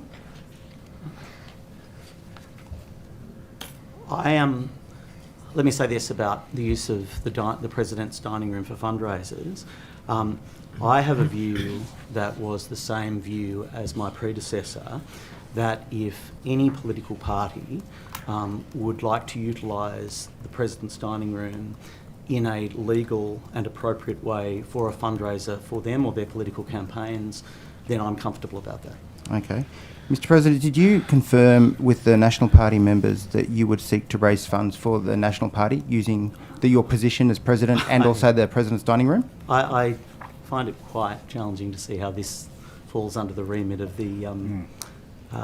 We'll get there. Don't worry. Oh, will we? Order. Yeah, we will. Order, Mr. Did Fang. you commit? Order. Did you commit, Questions that have been asked. Mr. President? Did you commit to raising funds for the National Party using the President's role and the President's dining room? I wrote a letter to the chair, I can't remember, basically saying that as a member of the National Party, I would consider all appropriate fundraising requests made of me as a member of the parliamentary party. Are you sure that that was the contents of the letter that you wrote? I remember I remember the letter that I wrote. I can't remember if it was either to the chair or to the state director, but it said that I would absolutely consider all appropriate fundraising requests made of me as a member of the You National did not commit that you personally, using the role as President and the President's dining room, would raise funds for the National Party. Point of You're order, denying Chair. that. A point of order's been taken. Chair, Don't run cover for him I feel either. like I need to take this point of order because we've had a previous ruling from you as Chair. Stop running about cover, this Cameron. issue. Order. These questions, I've listened carefully. We're now some 4 questions in, and they don't seem to have anything to do with the purpose of this committee, which is Well, they do. estimates. Order. And the previous ruling was that these questions were out of order. These questions, likewise, should be out of order on the same basis that they have nothing to do with the estimates function that this committee is inquiring into. Yes, I uphold the point of order, and further to the So, point of order. to the point of order, does the expenditure and use of the President's facilities, including the dining room and the role of the President, and the expenditure that's attached to it somehow be excluded from these estimates? Are they not questions that I'm entitled to ask? Well, Well, I'll rule on the point of order, and the point of order was that you asked a previous question in that regard, which the President answered, and then you then I'm seeking started clarification asking, of that question. which Stop running order, cover, Jeremy. Order, You know where I'm going. Order, but just show some good grace, please, Mr. Fang. Show some impartiality. The Mr. Murphy's point of order related to your last question, which did not you relate guys to are that, looking like a related joke to a running letter, cover for so I him. ruled it out of order. You Please guys- ask a question that is with order and within the remit of this hearing and inquiry. Mr. President, how much money have you raised for the National Party in your role as President and using the President dining room? Or how much money have you raised, for the National Party in your role as President, and how much money have you raised for the National Party with the use of the dining room? So I haven't hosted personally any fundraisers, political fundraisers for the National Party in my dining room that I was responsible for. Okay, and have you raised any funds at all for the National Party in your time as President? Well, answer the question happily. No, I mean I haven't. You haven't raised any funds at all? So Point- do you Point of order, Point of Chair. order. We're back to this again, Chair, but these are questions that have nothing to do with this estimates. They're questions about the internal machinations of a political party, and they don't have anything to do with what this committee's inquiring into, and they're clearly out of order. The use of the Parliament's dining room does fall within that, but within that scope. But Mr. Fang's question, like the last one, was So you've raised no money for the National Party, which had nothing to do with the dining room. Well- So, Mr. Fang, if you could focus your questions on. You're going to have to explain why you're running cover for him on this. You're going to have to explain why you've run cover for him on it. You need to write better Talk questions. to the Electoral Commission and not... We will now turn to questions from the government. Oh no, sorry, the crossbench. I'll ask one quick question, Oh, yes. and it's in follow on from Mr. Fang's question. President, could you please tell us how many fundraising events and how much you raised for the Shooters, Fishers and Farmers Party? I haven't attended any fundraising events for the Shooters, Fishers, Farmers and Farmers Party, nor have I held a fundraiser for... Thank you. Outrageous. Outrageous. All right. We have slightly reduced time for crossbench questions, so we have approximately 12 minutes. We'll start for the crossbench with Miss Boyd, and then we'll go to Mr. Latham. You'll Thank you get very much. approximately 6 minutes each. Thank you very much, Chair. And good morning. Good morning, Ms. Boyd. Welcome. I wanted to pick up on a few of the things that we discussed in the last estimates. One of them I actually put through as supplementaries, and the response I got back was interesting. It's in relation to lobbyist passes. Yes. So I understand that lobbyists at the moment are given a black pass. Is that correct? I'm going to throw to Mr. Webb. I know that lobbyists aren't required to disclose that they're lobbyists on the current iteration of the pass application, Yeah. but I'll throw to Mr. Webb for more specifics on this issue. They're part of the authorised visitor pass, so there is nothing that would distinguish them as a lobbyist as per any other authorised visitor pass holder. Okay. And as the President said, we don't require at the moment anybody to declare their occupation as a part of putting that application through. So back in mid-21, as part of the Parliamentary Advisory Group, we got this briefing from security basically about the different types of passes and what each of them would include. And at that time, we were told there was just over 1,500 passes that were of this black pass category. And that included members, spouse and family, former members, long-term contractors, parliamentary interns, New South Wales special constables, heads of New South Wales government departments and lobbyists. Do we have any visibility over how many of those are lobbyists, or we just don't because we don't ask for it?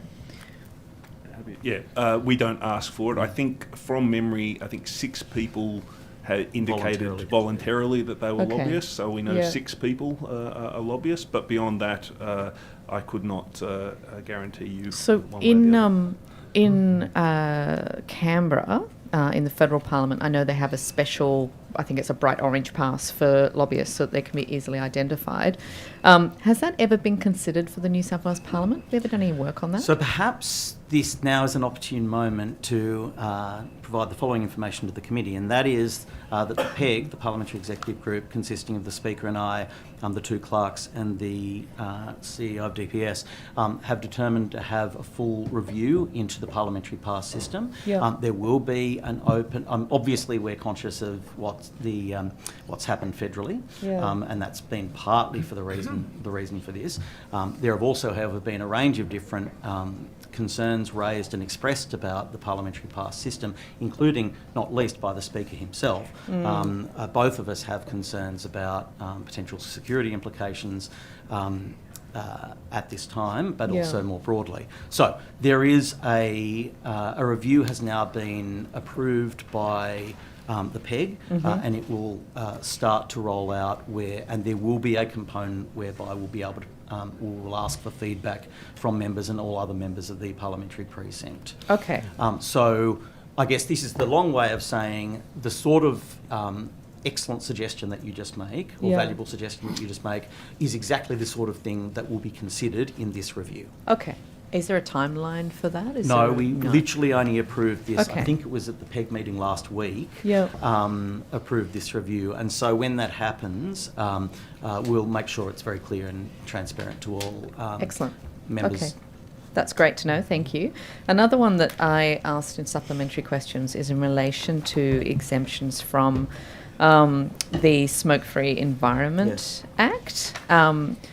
And I was told that under the Smoke and Cigarette Free Parliament House policy, it is permitted to smoke on members' office balconies. I know it's a bit of a running joke that we can all smell cigarette smoke on the offices that are on the near that level 9 garden, but a lot of that is coming from balconies as opposed to from the garden itself. How does that fit in with kind of the modern expectations, I guess, under the smoke-free environment policy? I'll ask Mr Webb to speak to that. Yes, you're quite right. The current policy allows, there's a couple of designated areas in the precinct on level 9 in the garden, as you say, and there's an area along Hospital Road, just at the back there. Plus members' balconies are designated as allowing smoking in them. Yeah. The policy that is based on is up for review. We review it once per Parliament, so it is up for review. It was last Parliament that it was last looked at. We have at times where a particular member has requested that their office be moved to be away from potential smoke. We have accommodated that wherever we can, but the policy is as it is at the moment. It's up for review in the next little while. Thank you, Mr Webb. Mr Latham. Thank you. Can I ask to Mr Webb, please, how many HR staff do we have now? Take these on notice if you like. I can take on notice, but I do have... I'll have to take on notice. The HR team is in with the property team and the security team, so I only staff have the... performing HR functions. Yes. And I asked previously for the job descriptions of the new 11. You did. Can I get the salary bands as well? You can. For each of those, thanks. And what's been the cost of the Broderick process to date? Please.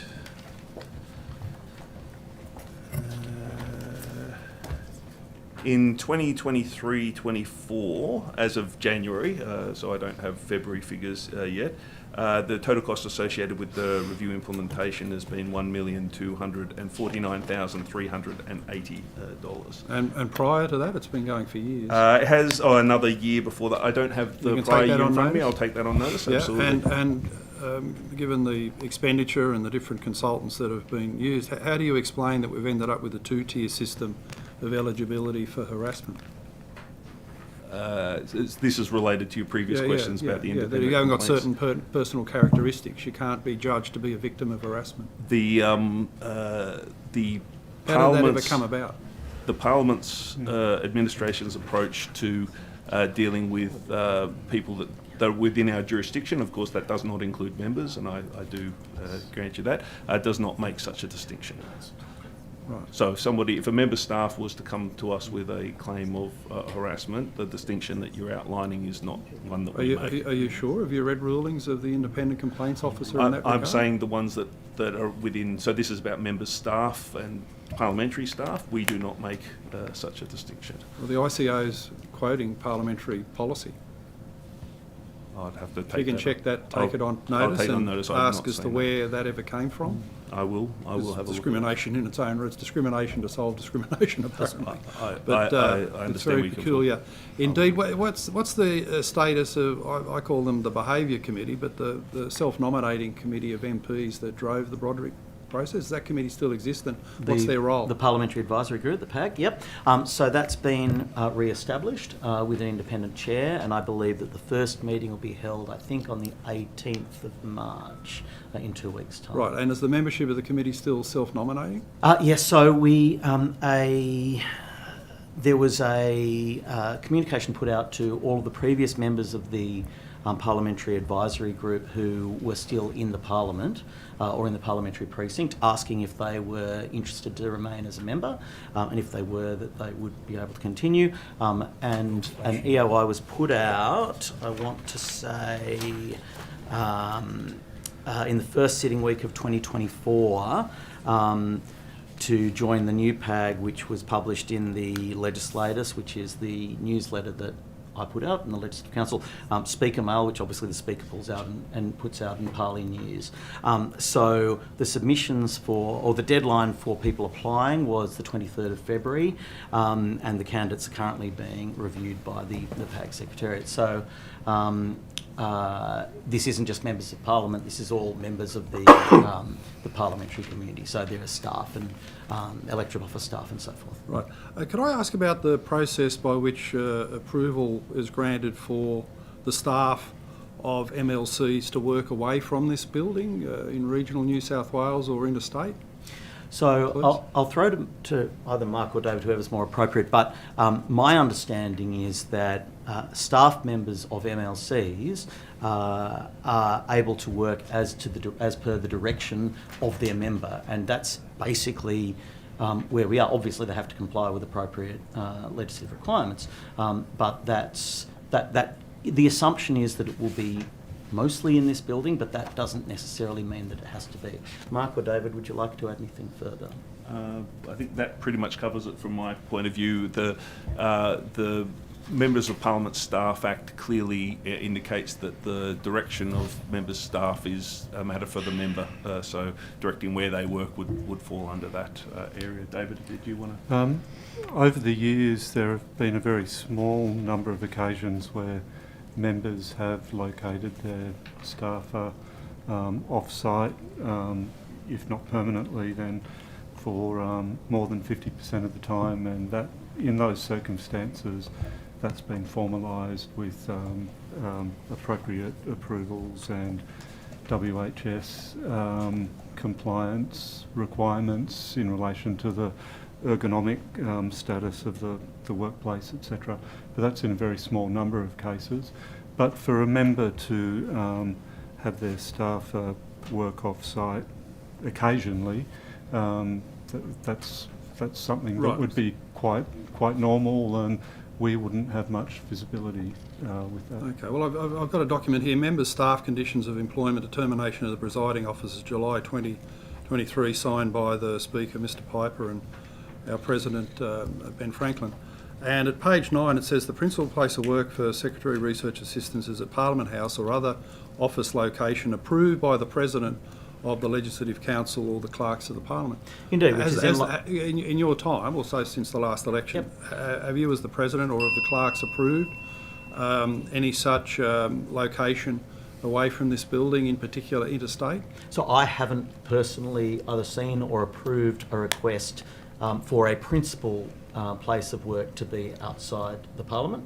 But I note that this is in alignment with the point that I made before, which is the word principal implies the majority, and of course from time to time, as the clerk said, there will be a direction. Yeah, well, if someone's living interstate, well, that's obviously going to be their principal place. If they're living interstate, that's clearly not their principal place of work. Do you regard that as appropriate for people to work principal place of work interstate? I believe that the policy, as you read it out, is appropriate. Thank you, Mr President. We'll now turn to questions from the government. Thank you, Chair. If I could just return to the duties and responsibilities of MOP staff. And Mr President, I might direct these questions to Mr Webb. Yeah, that's fine. Given you weren't the President at the time of the Edwards review. Mr Webb, you mentioned at a previous estimates hearing that the Edwards review would be made available after some consideration were given to any impact the Broderick review would have on it. Could you advise why that hasn't been released? The Edwards review came to the PEG after that period of time that you're talking about, but was not accepted by the PEG. So we do not have. It was not an accepted report. We determined that we needed, in particular, the consultation that had occurred with it had been quite narrow and not balanced across the parliamentary community. Not accepted by the PEG, so the previous PEG. Yeah, previous PEG, and so we. And then we were in the election period, so obviously doing anything through the pre-election period wouldn't have been appropriate. When the new Parliament was established and the new presiding officers were on deck, we made a proposal to do further consultation using Sharon Bent, which has now occurred. and that is it was a focused piece of consultation, but it was one that took into account a broader range of opinions and perspectives. That is the work that is due to come to the PEG in the next couple of weeks that will inform the next piece of work. Okay, thank you. My concern is that that there was a view in September of 22 to wait and see what the Broderick Review came up with respect to those issues. And in actual fact, the Broderick Review put even more impetus on clarifying roles, duties, responsibilities and conditions, which I would have thought would hasten a sort of speedy conclusion to the work. On what basis did the PEG not accept the Edwards Review? I'm probably hesitating slightly because I don't want to speak on behalf of all other members of PEG. Yep. But the general basis was that firstly that the consultation had not been sufficiently broad, so we were not seeing different perspectives reflected. Also, what led to that conclusion?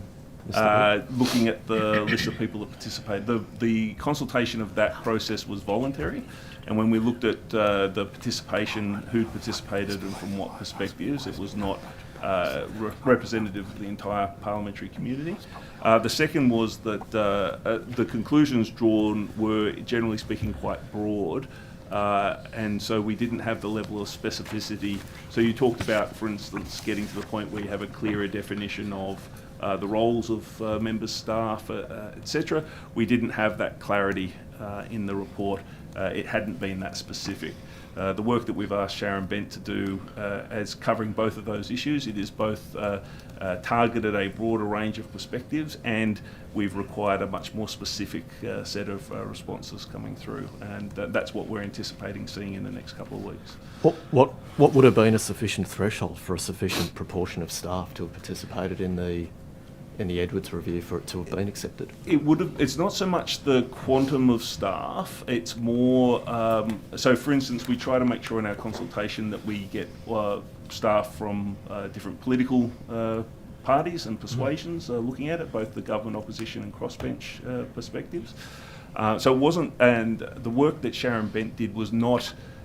It's not that we went out to hundreds of people, it's that we deliberately and specifically sought out a broader range of opinions coming through, and that we asked for recommendations that were more specific than the previous ones. So we want to get to the point where we can say, here is a position description for roles that reflects the modern standards for that next round of consultation. So no arbitrary decisions, it's more about what do we put out to everyone as this is what we think that this next phase could look like. Could you provide, I'm happy for you to do this on notice, but a greater level of specificity as to the reasons why the Edwards Review was not accepted, whether that's a lack of cross-section of staff that were consulted, what part of the recommendations were too general to have been of use with respect to the decision-making. Am I right that there was concurrently with the Edwards Review a Mercer review that was being undertaken as well? So we engaged Mercer to do, so once a position description is in place, Mercer, generally across the public sector, the Mercer methodology is being used to evaluate the salary that should be associated with that position description. So we have Mercer involved from that perspective to make sure that we wanted to make sure that the evaluation of the salary side of things is done not by us internally, but with an independent lens on it as well. Has that work been undertaken? And that'll be what is done as part of what's coming to us in a couple of weeks' time. So we will get the information from Sharon Bent, and then we will look at evaluating those position descriptions so we can come out with some very specific things out to people rather than generalities.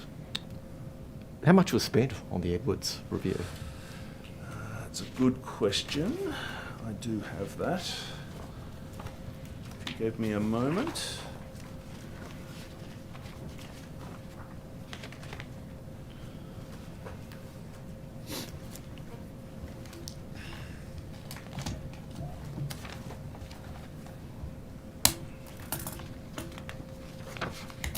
So just to be clear, it wasn't the number of staff consulted, but it was... It was the range. It was the, as you said, I think you used the phrase cross-section. Cross-section, Yeah, yep. it was the cross-section of staff. No, because the Sharon Bent work, we didn't go out to hundreds of people. It was quite a focused bit of consultation, but it was a focused piece of consultation that brought in those broader perspectives as well. Okay. If you can take the cost of the... $50,000. $50,000, okay. Noting the footnote around concerns around, I suppose you'd call it the methodology of the Edwards review, could that still be released for the information of members? Look, that is something I'd be happy to bring to PEG for consideration. It probably wouldn't be my recommendation because I don't think the report was of sufficient calibre. Oh, I don't want to say quality. It is what it is, but I don't think it was not something that we accepted. So I would struggle to recommend its more broad release because it was not appropriately representative. So is the Bent review going to consider those parts of the Edwards review? Yes. So one of the things we did for the Bent review is take the information that was generated as part of the Edwards review, and so Sharon Bent was not starting from scratch. She was starting from especially the themes that came out of the Edwards review, but she did the more specific work that we needed to take these next steps. Okay. If I could just turn briefly before throwing to my colleague to the Independent Complaints Officer. Is it correct that the Broderick Review took into consideration the relatively recent reforms in the Parliament, including the Complaints Officer, in the preparation of her recommendations and report? Yeah, that's mine. Yes, so early in her review, Elizabeth Broderick had identified, generally speaking, that there needed to be some process for managing complaints against members that didn't exist.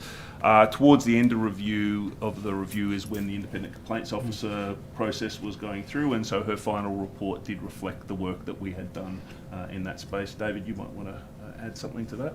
So my recollection of the timing is that the Broderick report was released in August 2022. If I recall rightly, the Legislative Council passed the resolution to establish the Independent Complaints Officer in February or March, I think, of 2022, and the Legislative Assembly soon afterwards. So, yes, the resolution had been agreed to some 4 or 5 months prior to the Broderick report being published, but there was then in the resolution of the two houses there was a sort of a timetable or a sequence of events established around the appointment of the ICO. So the appointment was made, I think quite coincidentally, about a week before the Broderick report was published. My understanding of my reading of the Broderick report and the implementation guide to the recommendations, which, Mr. President, I think what you've done there is important for the Parliament, just having a schedule of implementation of the key recommendations. My reading of that is that there were still concerns around perceptions concerning the ICO and the structural authority of the ICO to handle sensitive workplace matters, which were the subject of the Broderick review. Now, accepting the Privileges Committee is going to look into all of this. Some of the recommendations out of Broderick were mechanisms for an independent management of those matters, principles and protocols to be developed regarding external investigations, and for reporting pathways to be redefined. What changes were made to these reporting processes, and particularly to the ICO role and processes since those observations from Broderick? Were any changes made to those reporting pathways and to the functioning of the ICO in light of the concerns that she raised? Perhaps I can start to answer that question, and then I'm sure Mark can add something further. In terms of the specifics of the ICO, no changes. The resolutions of the houses from March and thereabouts in 2022 stand. Subsequent to the Broderick report, I think in late 2022, both privileges committees agreed to and recommended the adoption of just ask for the precise term, but in effect a protocol for investigations, and so the privileges committees recommended those, and those were adopted. So those protocols followed after the Broderick report, but the resolutions themselves remain as is, as they were agreed to in early 2022. Just before we break, Mr. Webb, do you want to add a contribution? Yes, Yep. I'll just very briefly mention that we did work with, as the Independent Complaints Officer built those protocols, we did work with her to make sure, we've been calling it the no wrong door approach. So basically, if somebody approaches us and it turns out it's an issue for the Independent Complaints Officer, rather than just rebuffing them, we say, yep, fantastic, you've given us this information, it is a matter for the Independent Complaints Officer. And so we then, I think they call it a warm referral, we then make sure that that referral happens over the Independent Complaints Officer. Similarly, she has on occasion received complaints that are not actually about a member, but are potentially about a member's staff or some other situation. She will warm refer those referrals over to us, so people don't feel that they're being rebuffed when they raise potential issues. So we have cooperated to that extent, obviously not stepping over the bounds of what the Independent Complaints Officer can do, but making sure people's ability to navigate the system is as easy as possible. And Chair, I do have two answers to two questions that were raised earlier, if you want me to just quickly go through those. Three answers, actually. Mr. Latham, I said earlier that I would get my crack squad to tell you how much money the roof membrane, I made a guess at it. I was out by a couple of million. It was 20.411 million spent from 2016-17 through to 2022-23. So it was a significant body of work that we did progressively across the roof. So going through there. You asked how many HR staff numbers. There are 27 people in the HR team. That goes up to includes 38. No, so it's 27 including the new 11 people that have 16 gone in. goes to 27. 16 goes to 27. And I've got a report back from the security team about the drone incident that you mentioned before. It was when it was reported to us, the special constables took action immediately. They went out onto the domain. It was a gentleman with a new drone that he had received as a present, that he was flying around the domain, and then decided to come up to the building. The special constables indicated that was not appropriate, and the man removed the drone immediately. Did you get the man's details? I don't have that in front of me. Was it from the 18? In case it's actually Possibly. Hannibal, maybe. Yes. Thank you, Mr. Webb, for those answers. We'll now have a break and reconvene at 11:15. Thank you.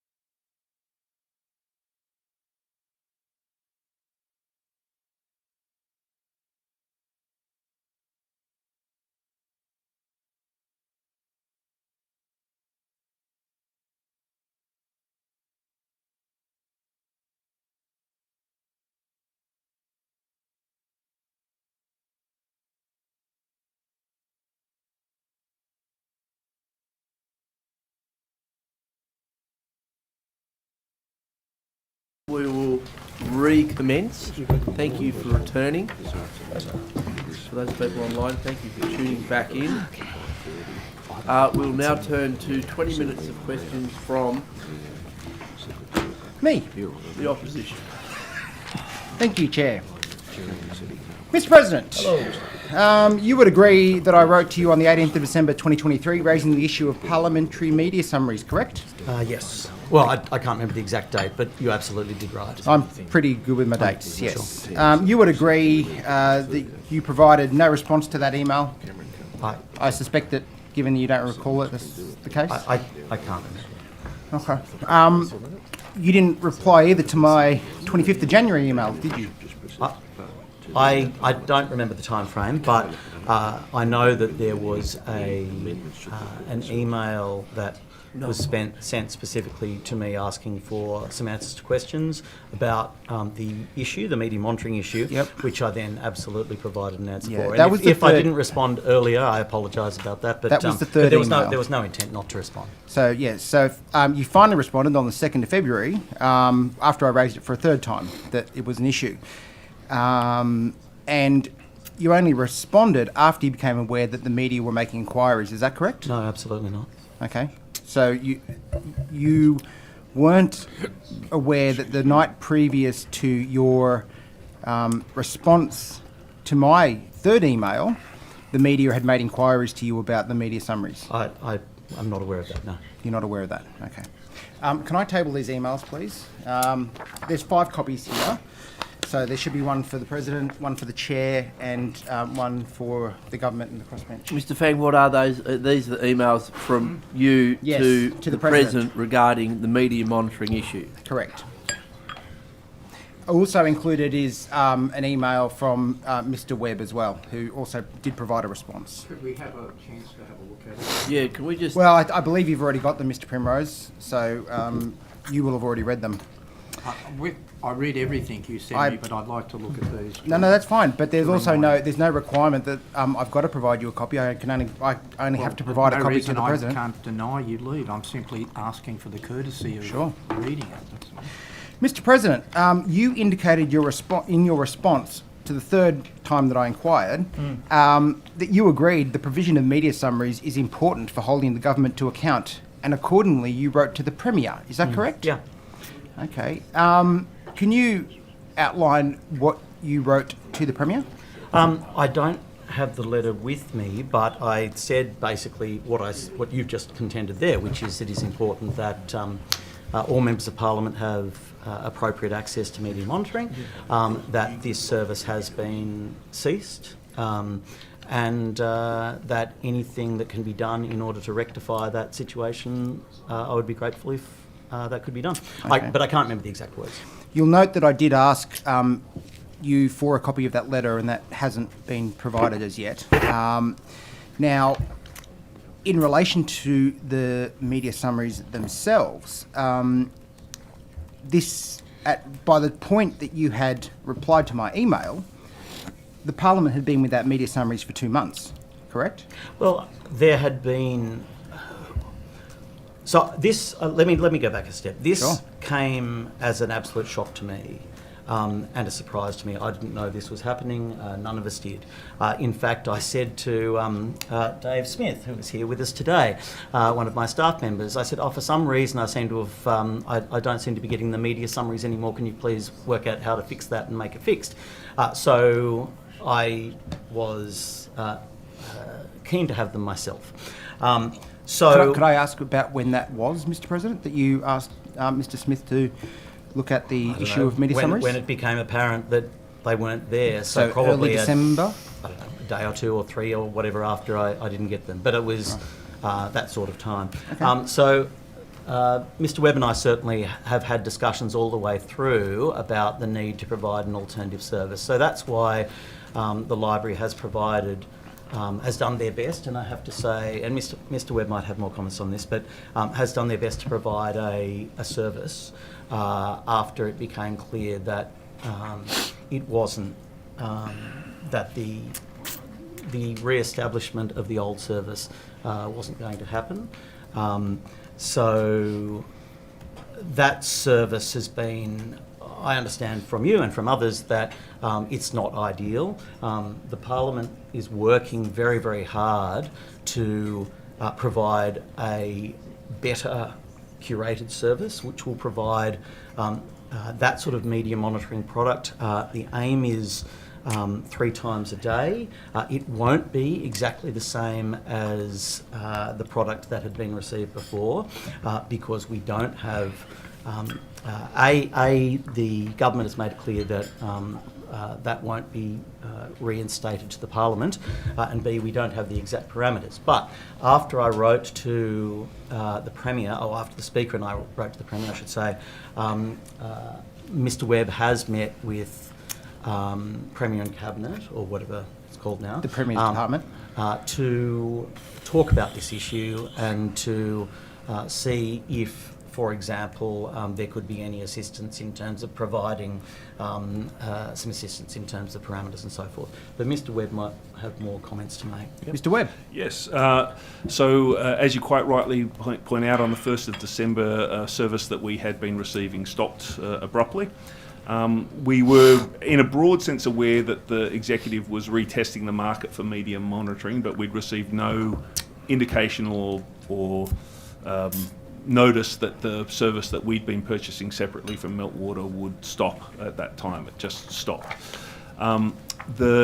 Just for the benefit of the committee, the history there is that when Meltwater was engaged, in fact, if you go back to 2017, it used to be the Premier and Cabinet media team used to produce a media summary. That's back in 2017. That stopped when they moved over to Meltwater as a media summary provider. The executive set up this media monitoring summary that came out. When we asked if we could get a copy of it as well, they said contractually no, because it's a contract with the executive. So we entered into a separate contract with Meltwater to provide exactly the same service. So basically identical media monitoring summary.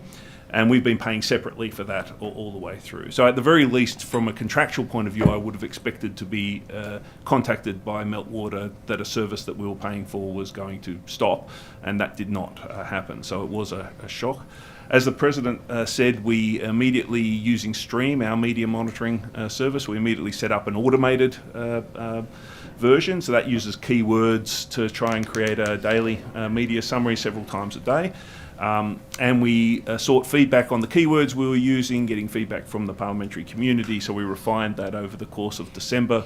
But the feedback we got towards the end of December was that a automated service that had no curation as part of it would not be sufficient for the needs of members.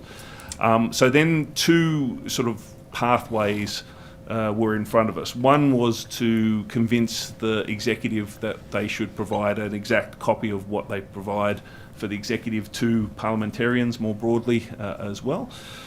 And the second was to create our own curated summary that was the parameters were set to meet the purposes of the Parliament rather than the executive. So we did pursue the first option, but the Premier's department have indicated And I'm just going to interrupt you there because that's basically leading to my next question, which I'll just stop you so I can actually cover off that. Is it the case that given that the previous Department of Premier and Cabinet under the coalition government effectively permitted Meltwater to have a separate contract for the provision of the same media monitoring service that was provided to the executive be provided to the parliamentarians, given that that was the case, is it not then appropriate that the Premier's department permit Isentia, who is the new media monitoring service, provide consent for Isentia to enter into a contract with the Parliament to provide the same media monitoring service that is provided to the executive, that is provided now to the that should be provided to the parliamentarians? I.e., it's a case of equity here that under the previous government there was a permission for Meltwater to provide the same service. Now, a 3-time-a-day service is certainly not what we were provided under the previous service with Meltwater. Why isn't the Premier's department permitting the Parliament to receive the same media monitoring that the executive does? Just Just, I don't understand that question. could you restate that question? No, sorry. Just Don't be smart, there were parts of that question were seeking an opinion of Mr. Webb. So, if that was who the question was to. Well, no, I'll put it to the President then. Yeah, I'll put that's what I was going to Yeah, suggest. we just had a quick chat. We obviously can't answer a question which is asking why the Premier's Department has done something or hasn't done something. You know, our job is to look at one moment. Our job is to look at the current situation and to work out, to try and rectify it.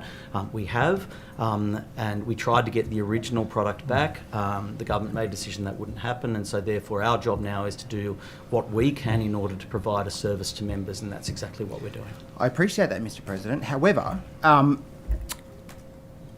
in effect, the provision of those media summaries has to come through DPS, correct? Now, you are effectively in charge of DPS. It's your job to ensure that members have the resources they require to do their jobs. I would contend that that would also mean that where there is a better service or an equal service to what we used to receive, it is the job of and role of the President and the Speaker concurrently, given that it affects both members of the Houses, to advocate for that. What have you done to see that the Premier's Department permits access to those I censure media summaries so that we have equity across the Parliament? Yeah, so I hear the question, it's a valid question. I'd make a couple of points. The first is that's exactly why I wrote to why the Speaker and I wrote to the Premier about this issue, and I suspect as part of that, a part of the response to that was when the Premier's Department of Premier Cabinet, or what is it called now? The Premier's Department. Premier's Department, thank you. Then sought to meet with Mr. Webb to discuss this issue. That's the first point. The second point is I'm not 100% sure I accept the premise.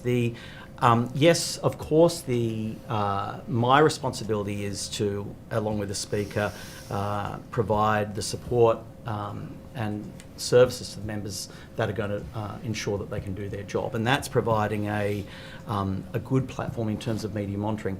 When I say the premise, I'm not sure that the new service will necessarily be less helpful than the old, because there will be a whole range of other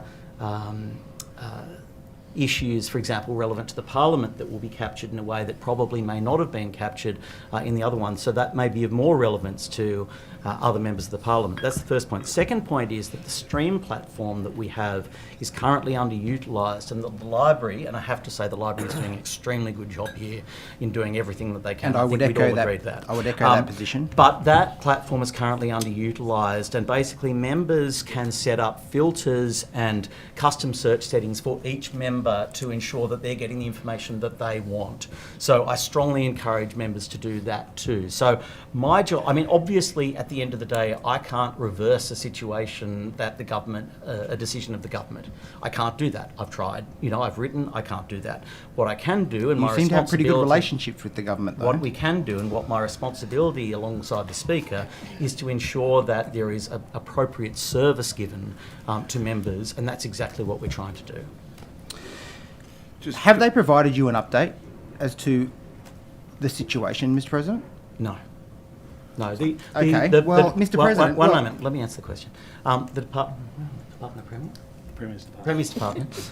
The Premier's Department has, of course, has discussed the situation and has talked to Mr. Webb, and so my assumption is that they are looking through the prism of the fact that if they talk to DPS, in effect, they're talking to the Parliament. So I think that's appropriate. In the Premier's estimates, in the hearing on the 21st of February 2024, Ms. Kate, is it Ma? Ma, indicated the Premier's Department has written to you, Mr. President, with an update from their perspective, and that's on the transcript on the top of page 56. You just denied that they've provided you advice. Why have you not provided that advice to LC members? I didn't receive that letter. So, under oath, Ms. Ma gave false testimony. No, I'm not saying I don't. She may well have thought that it was sent. I don't know, but I haven't received that letter. She said she wrote to the presiding officers. I understand the point, and I'm telling you under oath I've just spoken with the head of DPS, and I'm telling you I didn't Because this receive is that the letter. problem that's happening with this system, is Yeah. that the Premier's department's saying it's falling with DPS and it's falling with the President. In fact, I put questions somewhat tangentially, thank you, to Mr. Draper in another estimates to try and get some answers, because we're not getting any as to why we are now we're past 3 months and having no curated media summary still.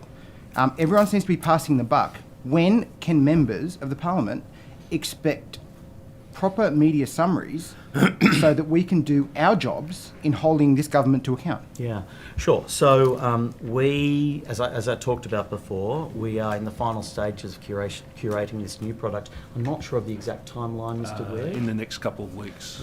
So we are very close to finalising a curated stream-based product for members of Parliament. It will go out 3 times a day. As you say, that's the reason that the old Meltwater thing went out more than 3 times a day, is that they had separate emails for radio summaries versus newspaper summaries. We are combining those into one summary, so you get both in the one thing. So 3 times a day, morning, lunchtime, night, covering all of those areas. It will be a curated product. We will be coming out and seeking feedback on that curation. So, for instance, if it's not covering things that you'd like to see it cover, we'll be asking that question to make sure that we're continually improving it. And as the Speaker as the President said, and the Speaker has agreed, the intent is to make sure it is a product that is dedicated towards the Parliament as opposed to the Executive. So we are looking at making sure that it's covering issues in relation to Parliaments, for instance, things happening in other jurisdictions that are affecting parliamentary practice, as an example of that. Can we rule a line under this and say that we can expect that media summaries will be delivered by the start of April? Yes, you can absolutely. I can 100% commit to the start of April. Hopefully before that, but I can 100% commit to that. I will be holding everybody to account. And I would expect nothing less. I'm going to move now to another issue. Mr. Webb, question 5B in the questions taken on notice from the last session states, DPS Security conducted a security audit of the President's office. Would a security audit typically occur without you being aware of it occurring? They can do. Depends on the nature of the audit. A formal review, as in like a formal report, would come up through me, but going and doing a walk around, checking on security related issues, any member can request that of my security team, and as you would expect, my security team does not come and talk to me about the security concerns of every member. Who from DPS Security conducted the audit? It's not my practice to name individual officers, but people in my security team did the walk around of the President's area. What records were kept of this audit? It was a walk around, so we did not write a formal report out of it. But Mr. Webb, yes. I'm now going to stop you. You've indicated in your questions on notice that a security audit occurred. Audit, the word audit was used by you. Now, it's being indicated to me now that it was a walk around of the President's office. You won't indicate who did it. There's been a lot of conjecture about this rumoured security audit, but this Parliament, these members of this committee have been unable to identify a single document, a single person that conducted it, or any record of it occurring. Mr. Webb, is that how we operate in this Parliament? I'm not sure that I fully understand the premise of the question. Well, it seems to be...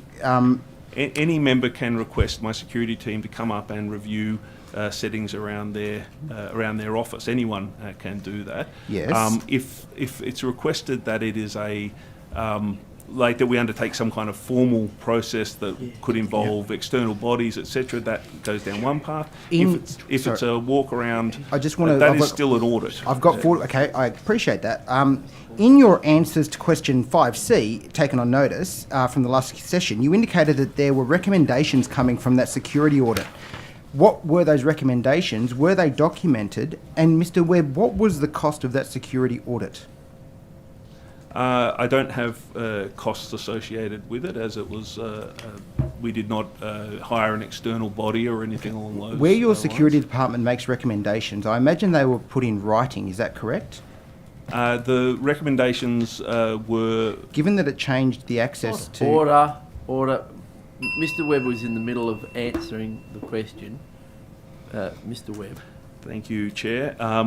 The discussions around access to that section were delivered both verbally and also, of course, as a part of that, one of the requests that anyone and many members make this of us all the time is who has access to my office, who can swipe in, who can swipe out, and that information was provided in writing.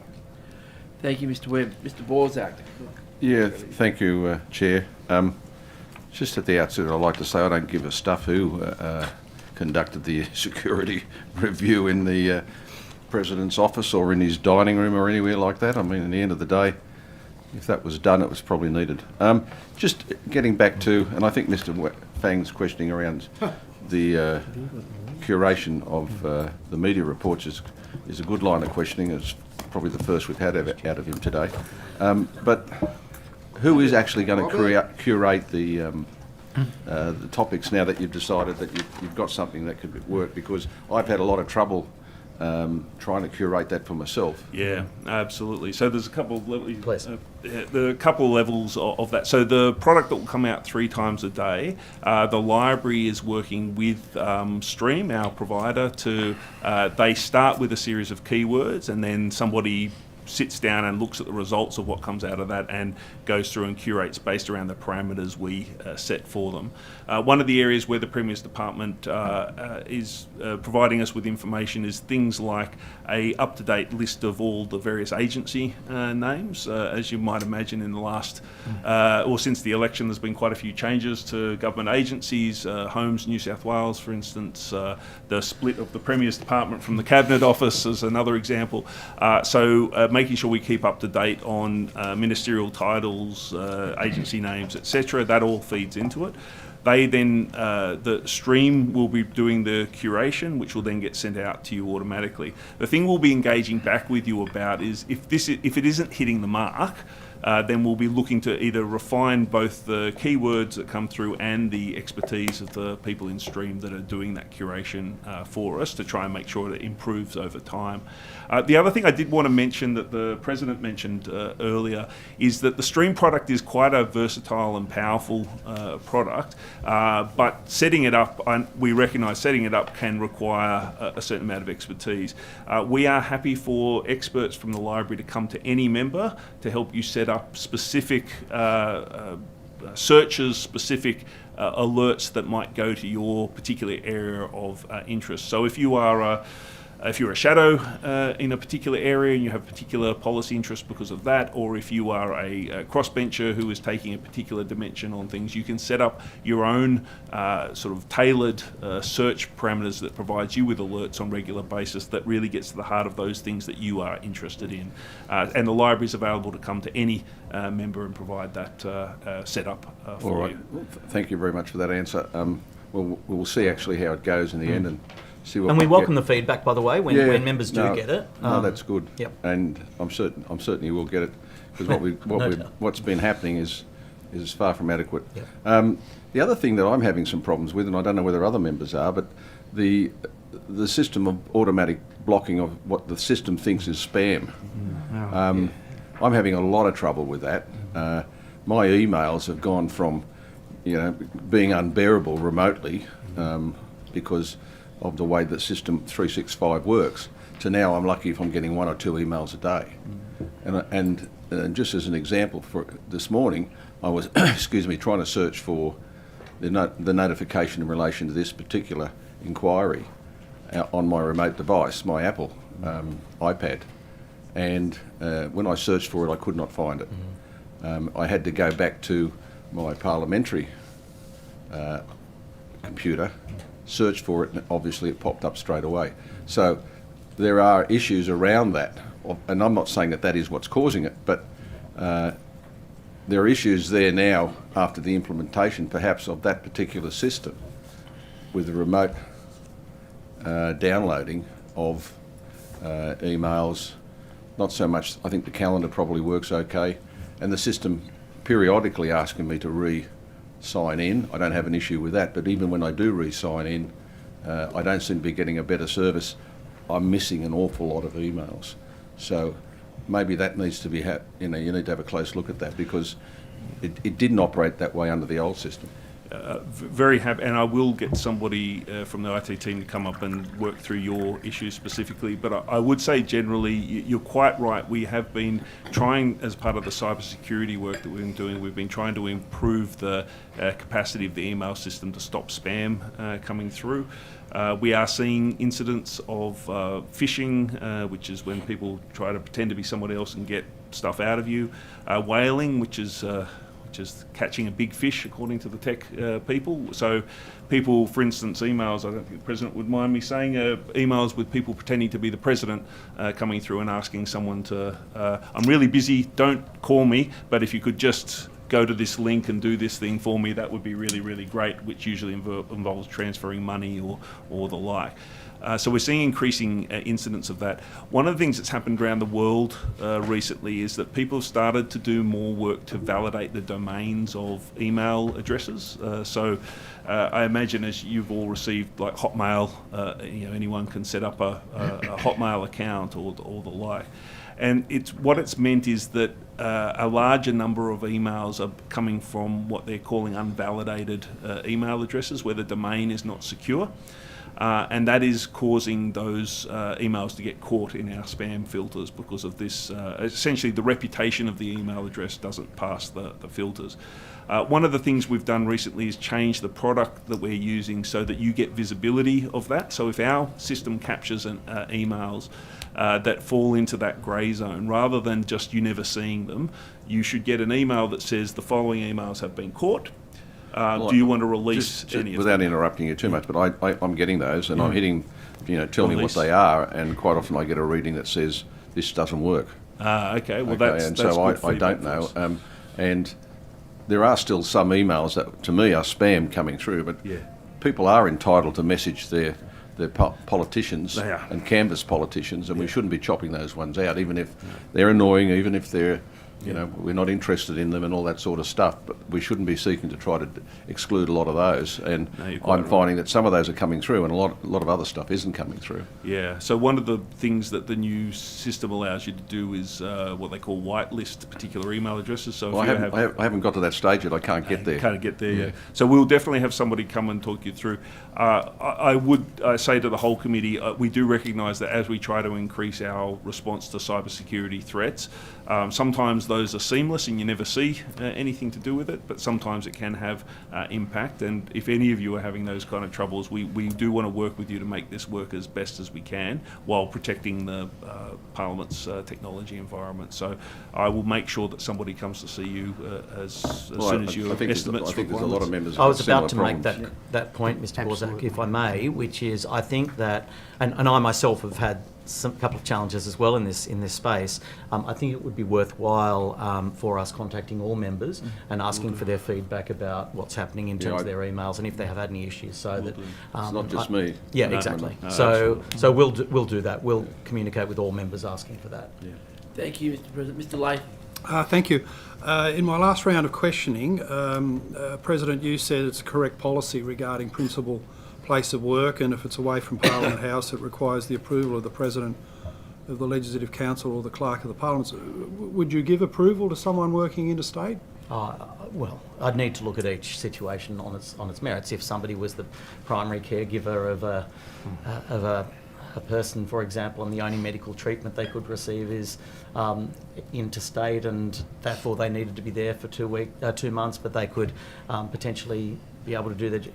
My point is there are individual situations which would require an individual assessment, but my predisposition would be exactly as the policy says, that people's principal place of work should be within the Parliament, and to me it would seem odd if people were principally working interstate. Right. And I think, unusual perhaps. Yeah, is a better way I've of received a complaint about an MLC staffer to that effect. I don't want to invade the privacy of the individual. Where do I take this type of complaint? Is this for the Independent Complaints Officer, or do I go to you or the clerk?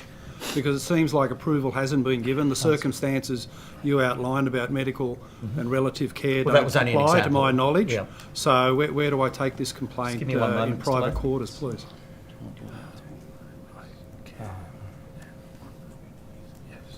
I'll ask the clerk to address that. The remit of the Independent Complaints Officer is not just about complaints about bullying and harassment, but also complaints about the alleged misuse of entitlements or inadequate disclosure of interests. So staff are an entitlement of members under the PR Act and determination. So yes, that is a place to take complaints. I think I am aware of the circumstances to which you're alluding, Mr. Latham, and I'd be happy to talk to you about the particular circumstances of the matter. I'd be happy to come to see you. Thank you. Okay, I appreciate that. Turning to MP's electoral allowance, am I right in saying it's for the efficient performance of members' parliamentary duties and for that alone? I can't remember what the specific form of words in the PRT is, but from memory, it's that sounds right. Mark, you might have. Yeah, I think that sounds for right. for the performance of your parliamentary duties. Yeah. Am I right in saying if the electoral allowance is not spent in full, the remainder is taken as salary and taxed accordingly? That's correct. Yes. That's correct. Is it a legitimate use of the electoral allowance to spend it on matters relating to expenses before you even became a Member of Parliament? It's hard to speculate on generalities, but it is the allowance is provided for your parliamentary duties. Right, well, you can't have parliamentary duties if you're not an MP.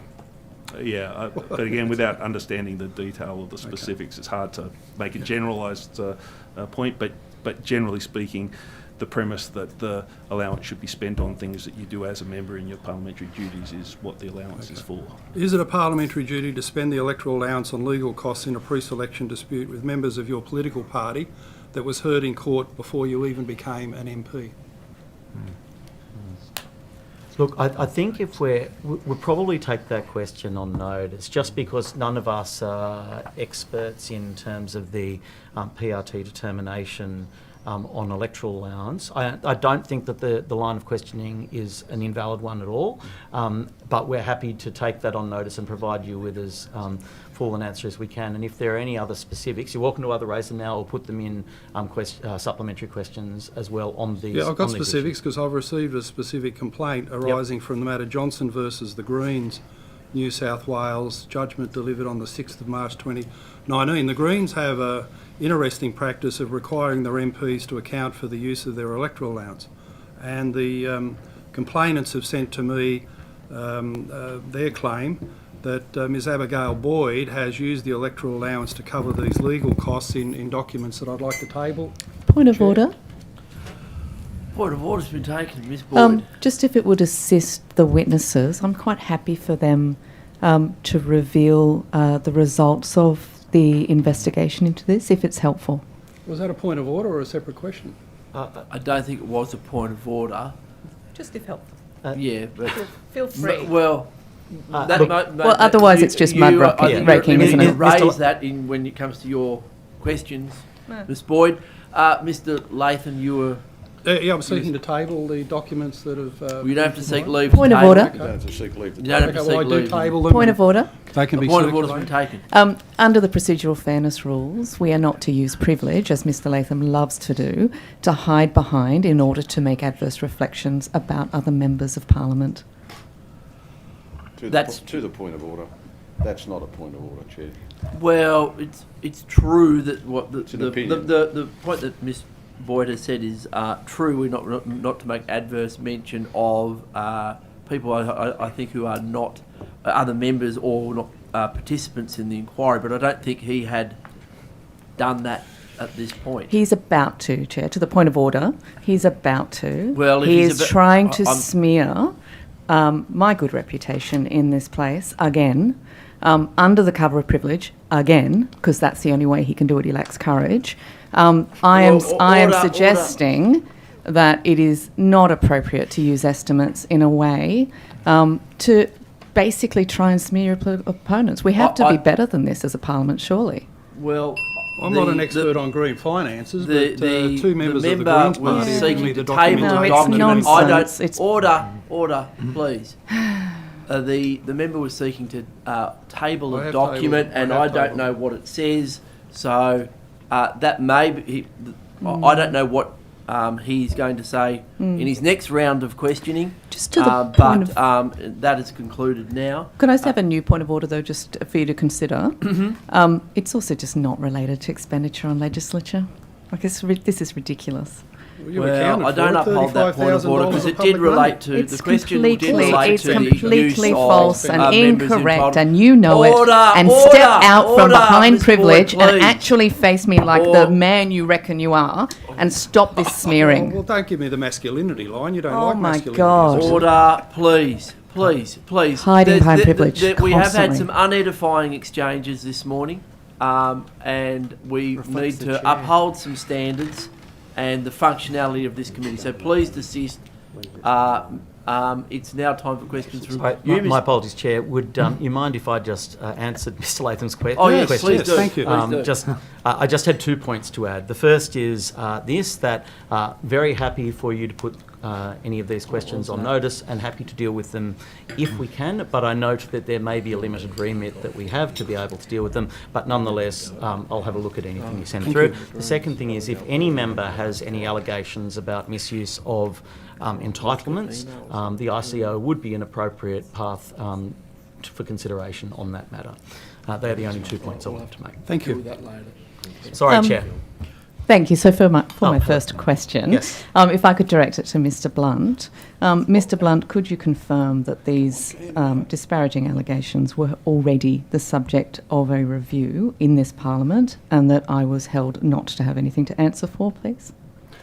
Ordinarily, I'd be extremely reluctant to provide any information in relation to any individual members' use of their entitlements or any correspondence with external agencies, for instance, but given the invitation that the member concerned has provided and essentially has just released me from that duty of that obligation of confidentiality to her, I can indicate that last year, I think it was in July, I'd have to check the exact date, but the Chief Executive and I jointly received correspondence from the Independent Commission Against Corruption indicating that they had received a complaint about this matter. The Independent Commission Against Corruption had decided not to investigate it. However, they were writing to us, providing the information about the complaint for our information and for any action that we saw fit.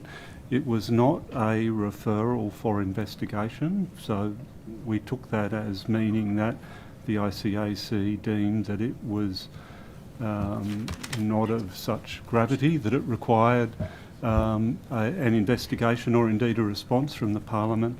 Nevertheless, having received the information, the Acting Chief Executive and I, Mr Webb being on leave at the time, determined that we would write to the member, yourself, Ms Boyd, to seek a detailed response to the complaint.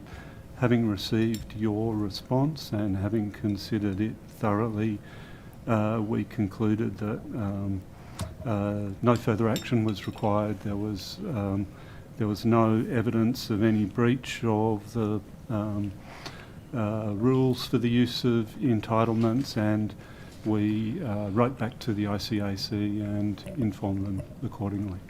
Thank you, Mr. Blunt, and I will put it on the record that any reference to legal fees in the statements that I have made to the Greens do not relate to the a very unfortunate case that was something I was subjected to prior to the election, but was actually something that has been connected with future legal cases.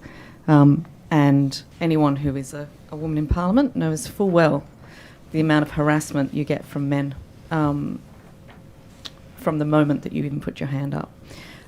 That's another issue. Can I take us back to something else? Yes. So I understand that the Commonwealth Parliamentarians Association are having their conference here at the end of this year in November, which is 4th to the 8th of November. Sorry, the 4th to the 8th of 4th to the 8th November. of November, which is You're all welcome. fantastic.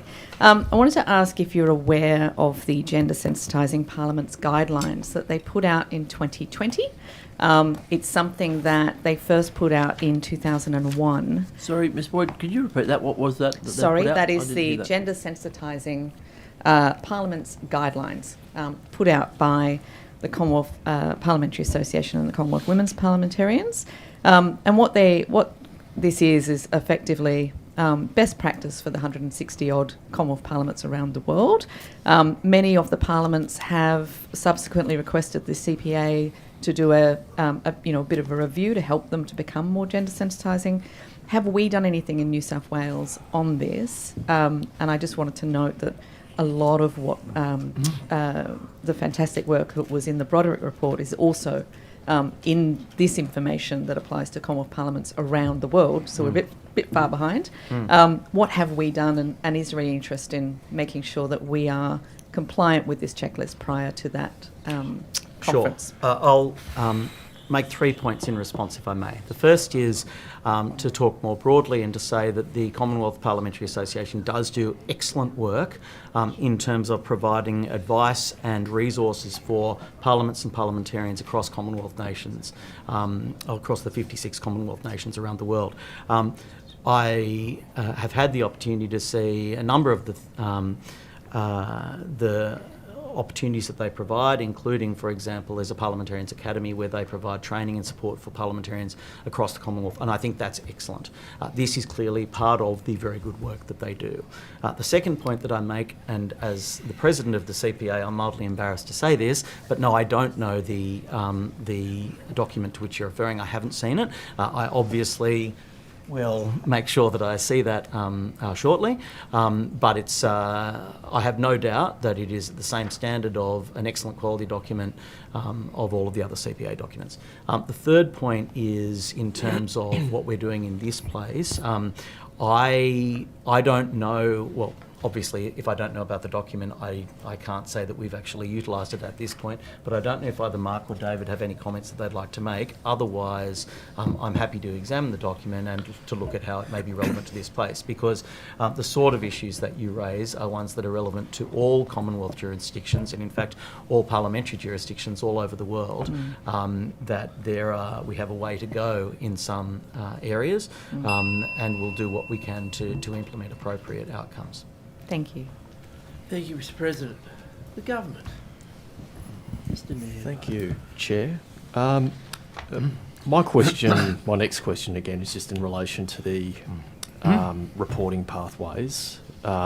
Informed a little bit by some of what's occurred this morning, but largely from some of the conclusions again of the Broderick report, where complainants felt that there was a degree of futility in pursuing complaints. Easy to keep quiet, wouldn't have changed anything. I thought my career would be damaged. Has there been any monitoring or evaluation work that's been undertaken with members and staff in relation to complaint reporting and handling? Including but not related to the ICO? Do you want to talk about the ICO? Or talk about the PMES? Oh, yeah, sure. We might ask the clerk to go first and then Mr Webb, please. Each year the 3 parliamentary departments participate in the People Matter employee survey process that operates across the public sector, and there are questions each year about the incidents of bullying and harassment, and also confidence in grievance mechanisms and the like. Those reports for the 3 departments are available online. We always make them available each year. And so I'd refer you to that data, which is indeed more current than the Broderick report, which was from August 2022. So for the clarity of members, the 3 departments are obviously the Department of the LA, the Department of the LC and DPS. That doesn't obviously cover member staff though, for information. Mr Webb? Thank you. Yeah, this is a very important area. Earlier in the session I talked about the fact that we were getting some additional staff into the HR area. One of the areas that we'd identified as a result of Broderick was a deficiency, was our capacity to support both members and staff through processes that can be challenging at times, including reporting pathways. I'm pleased to say that the team, we have bolstered resources in that space, and we've been able to provide much better support for people over the last 12 months than perhaps we had in the past. Keeping in mind that the Broderick report came out when the ICO had been created by resolution but was not yet in operation as yet. So I think some of the commentary in Broderick was relating to the fact that prior to that there was no pathway for dealing with certain areas. And so our focus over the last 12 months has been on making sure that those pathways exist, and that, as I said before, with the no wrong door approach, for instance, making sure that people can navigate those pathways to reporting as well, and that's for both member staff and staff of the Parliament more broadly, or indeed members themselves, depending on the circumstances.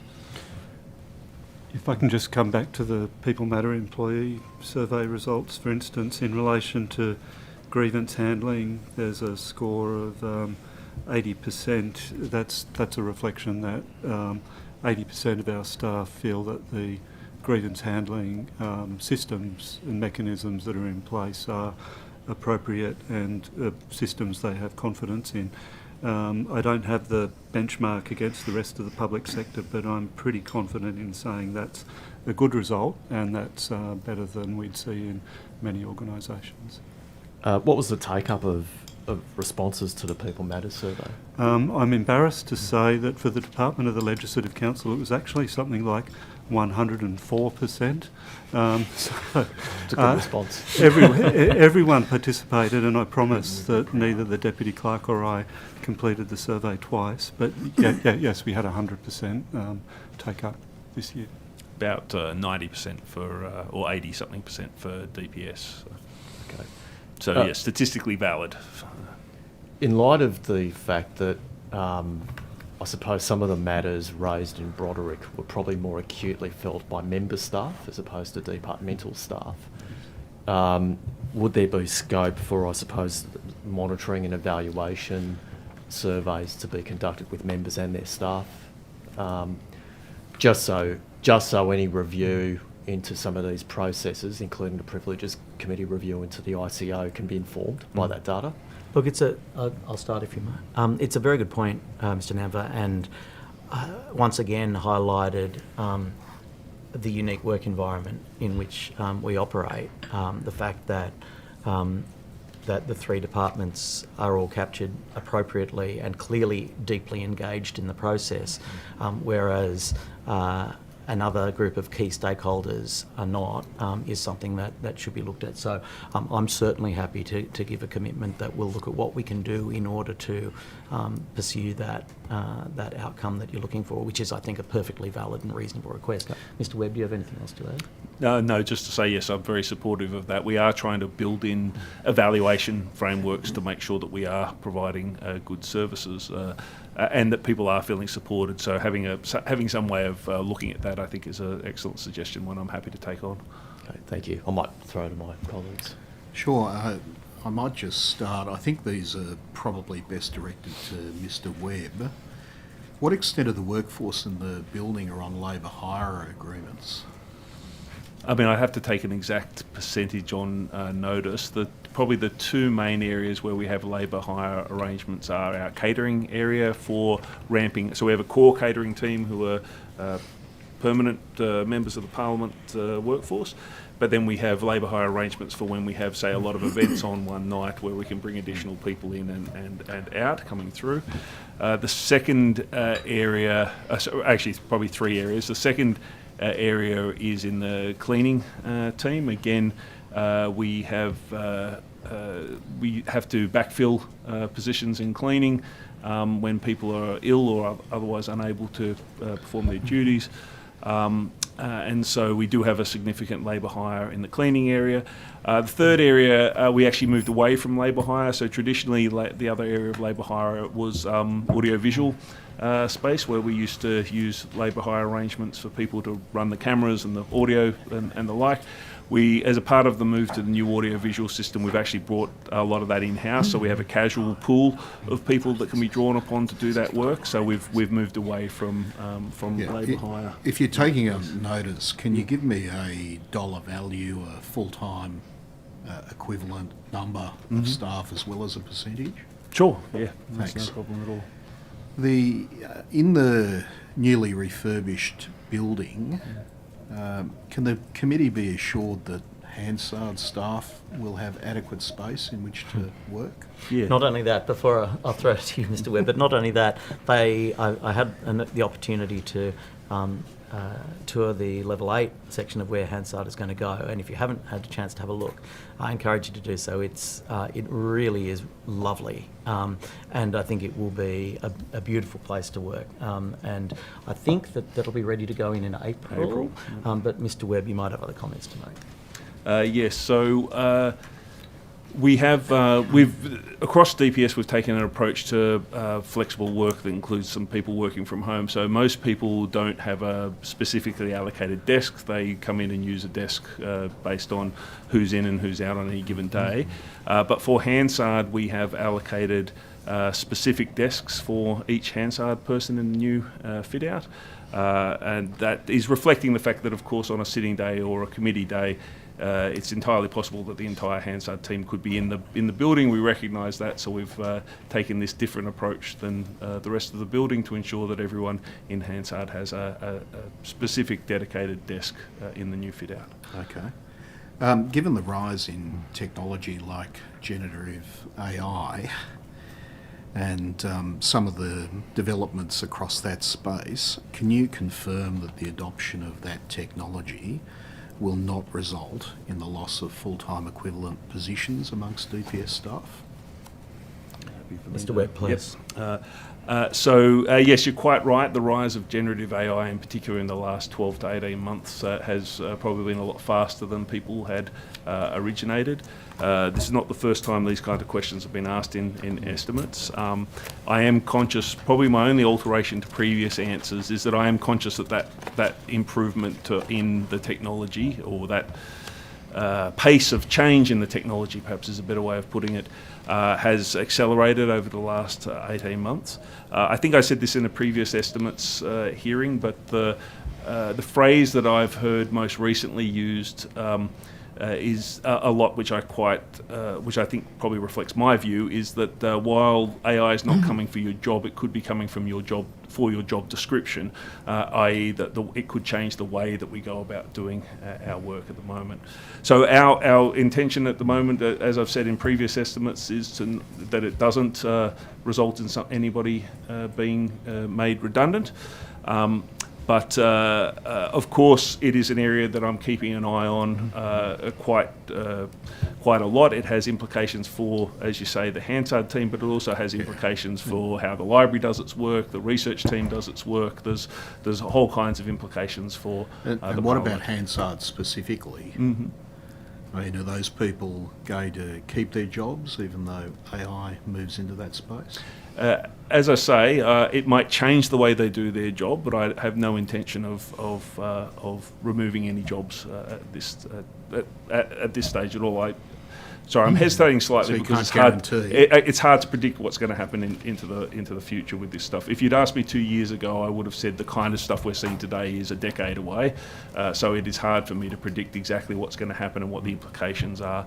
But that's not specifically directed at Hansard. That is generally across the board. If you're asking me to predict what impacts on the workforce AI is going to have more broadly, I'm afraid I'm not in a position to give that general prediction. Right, and I mean, this one you may need to take on notice, but can you provide the number of full-time equivalent positions within each sub-department of DPS? Yes. Each year for the last 5 years? For the last 5 years, sure. Yes, I can. We had an organisation restructure in the last 5 years, so it won't be... It won't align? Yeah, it won't align fully. But yes, I can do that. Okay, thanks. And look, moving to another area, I understand that there was some discussion about a Members Hub phone application in the past. Mm-hmm. Where's that up to? Yeah, so we've been... Oh, sorry. This is Mr. Budgig, yeah. Yeah, that's right. You're happy for me Please, to Mr. Webb. talk to that. Yeah, so we haven't. It hasn't been that long since our last estimates, so we haven't progressed much further than the comments I made last time. So where our focus has been is on building the underlying infrastructure that would underpin such an application. One of the things that's been really clear to us is that any such phone-based application would have to be reliable, like very, very reliable. It couldn't be the kind of thing that stopped working when you're in the chamber or whatnot. So we've been working on the underlying infrastructure of it's called PIMS, the Parliament Information Management System, and how we move that to a more robust, reliable framework that would allow us to then build on top of that. That includes things like a members portal, which is essentially the kind of stuff you're talking about, so that you can look at information related to you and how that works. That is what this is. Counting down divisions, for example, and things Yeah, like they're that? the kind of things that could go into it. Now that we've moved some of the timing system onto an internet-based thing, there's a possibility of that. It's not on the forward work agenda at the moment, but all those things are possible. Yeah. In that We've actually, sorry, I development- might just add to that if I may, and I'll ask Mr. Blunt to make some specific comments, but we've actually progressed in this space already a great deal in terms of the committee area, where individual members, we're trialling, where individual members have access to all of their relevant committee information. But Mr. Blunt, if you could provide a few specifics on that. Yes, and if I could thank you, Mr. Murphy, for the questions and the feedback that you've provided during the course of last year in relation to your experience with accessing committee information, because it was one of the things that influenced us to go ahead and implement a committee hub using SharePoint.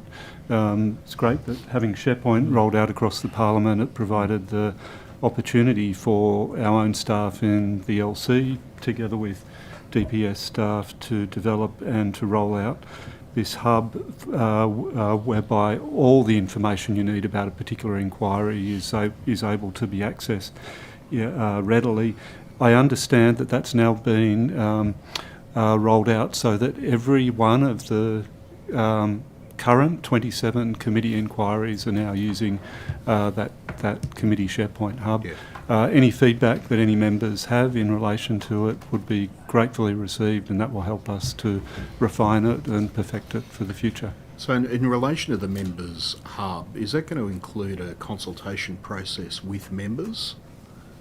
And if so, yes, when's would be. that likely to occur? So at the moment we're working on the underlying technology, so not in the near future, but when we get to the point where we're building the overarching portal into the information for members, absolutely. I can't give you a specific time. So you haven't on it scheduled the yet. date Haven't for that scheduled yet? it yet, no. Okay. We start off by consulting with the clerks, of course, and their team, just to make sure we're on the right track, and then we will open that up to consultation with members, but I can't give you a specific timetable. Right, now I've got one last question. This relates to something before my time in this place, but I've been told by a number of members that the printers in Parliament were specifically procured in part because they were supposed to have functionality that allowed them to print documents directly from mobile phones.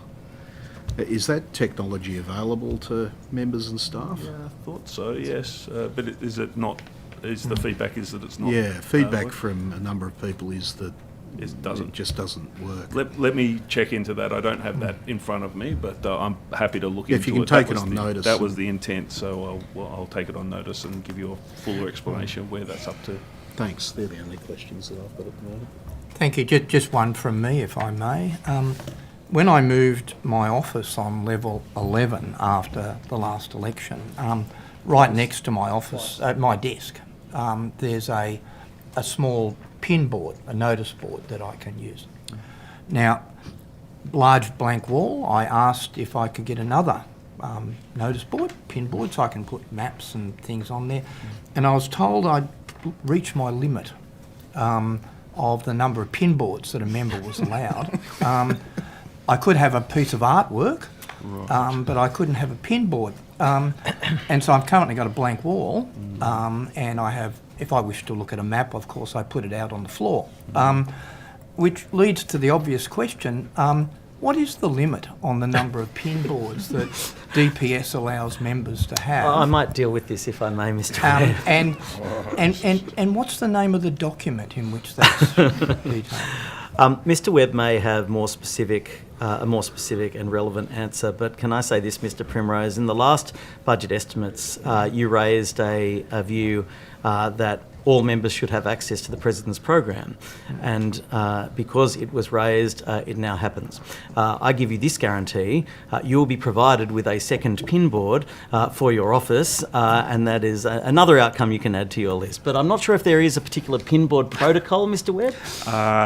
Not that I'm aware of, so I am happy to reiterate the President's commitment to you getting a pin board. Please, only on the understanding that it's available to all members. Of course. Regardless In of fact, political party who wish to have an additional pin board for their office. Through you, I extend the offer to all members, both in the room and separately. Thank you. In terms of,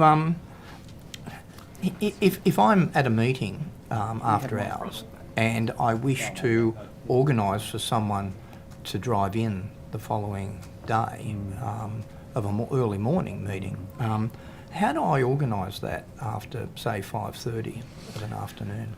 Yeah, no, that's a good question. So you're right. The security desk that normally deals with that does finish up around that time. So you can send an email to them, and they would exercise that first thing in the morning when they come in, which from memory is around 8 o'clock. But if you were trying to organise for someone to be in earlier than 8 o'clock, of course, that would be problematic.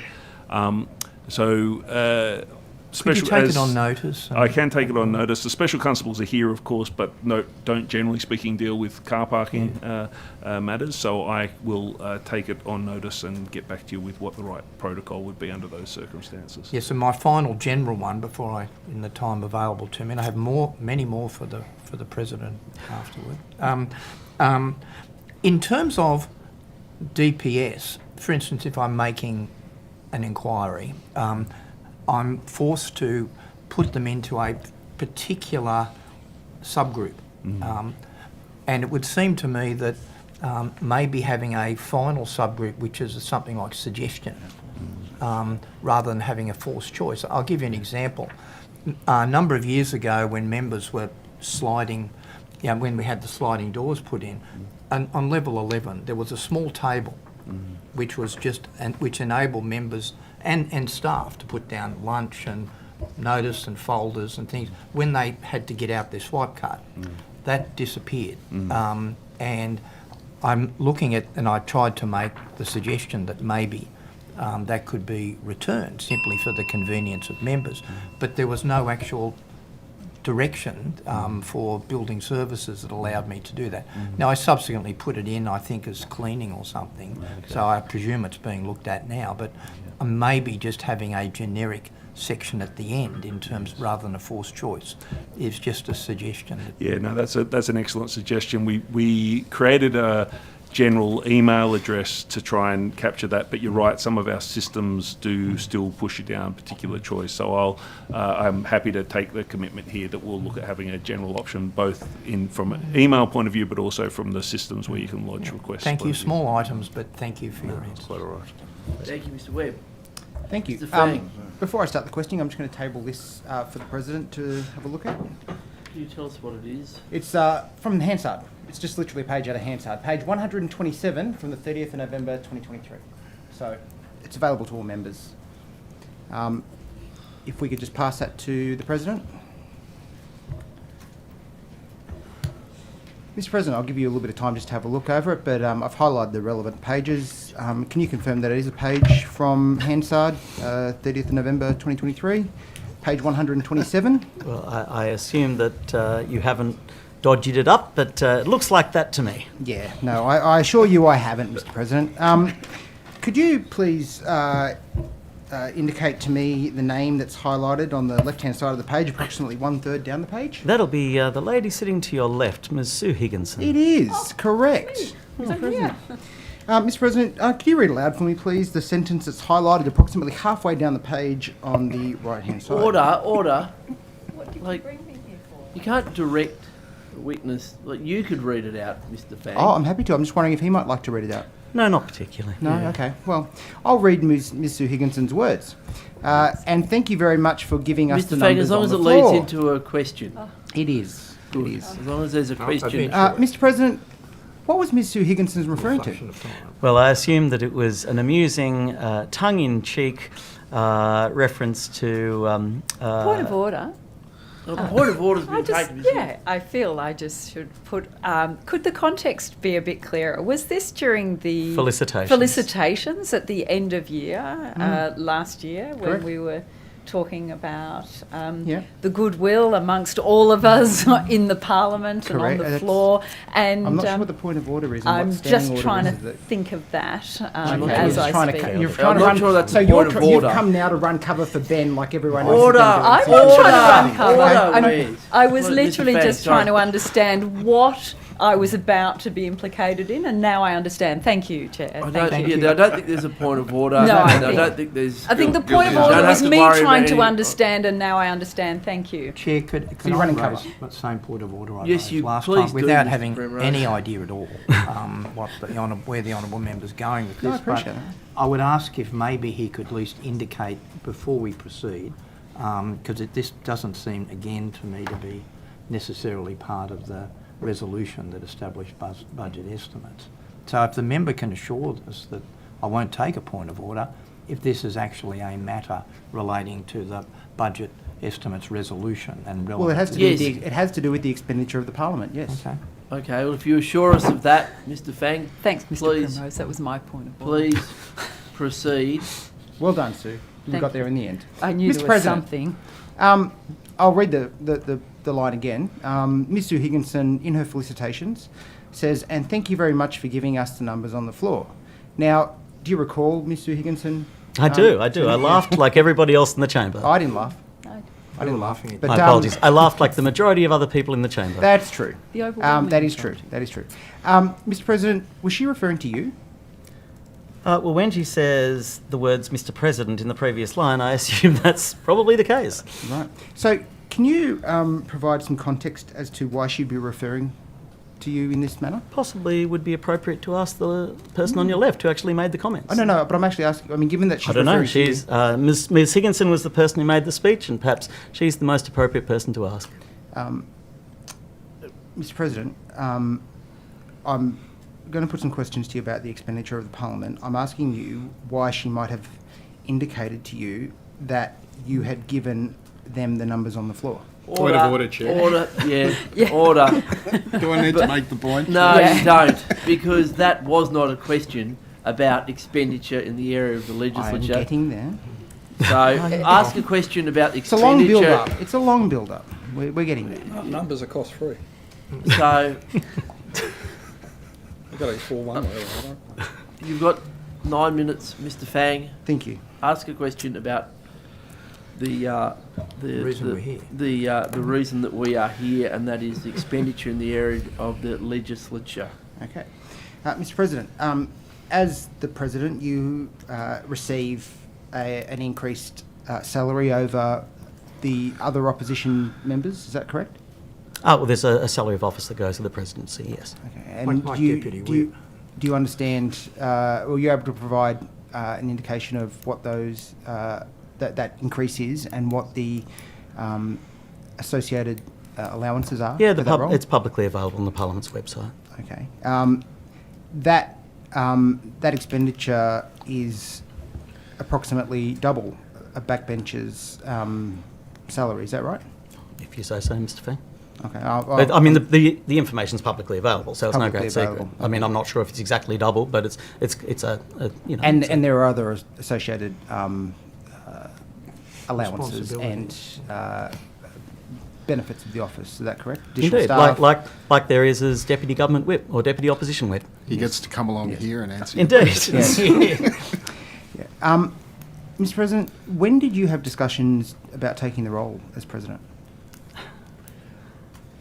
Well, Again, Well, I'm getting there.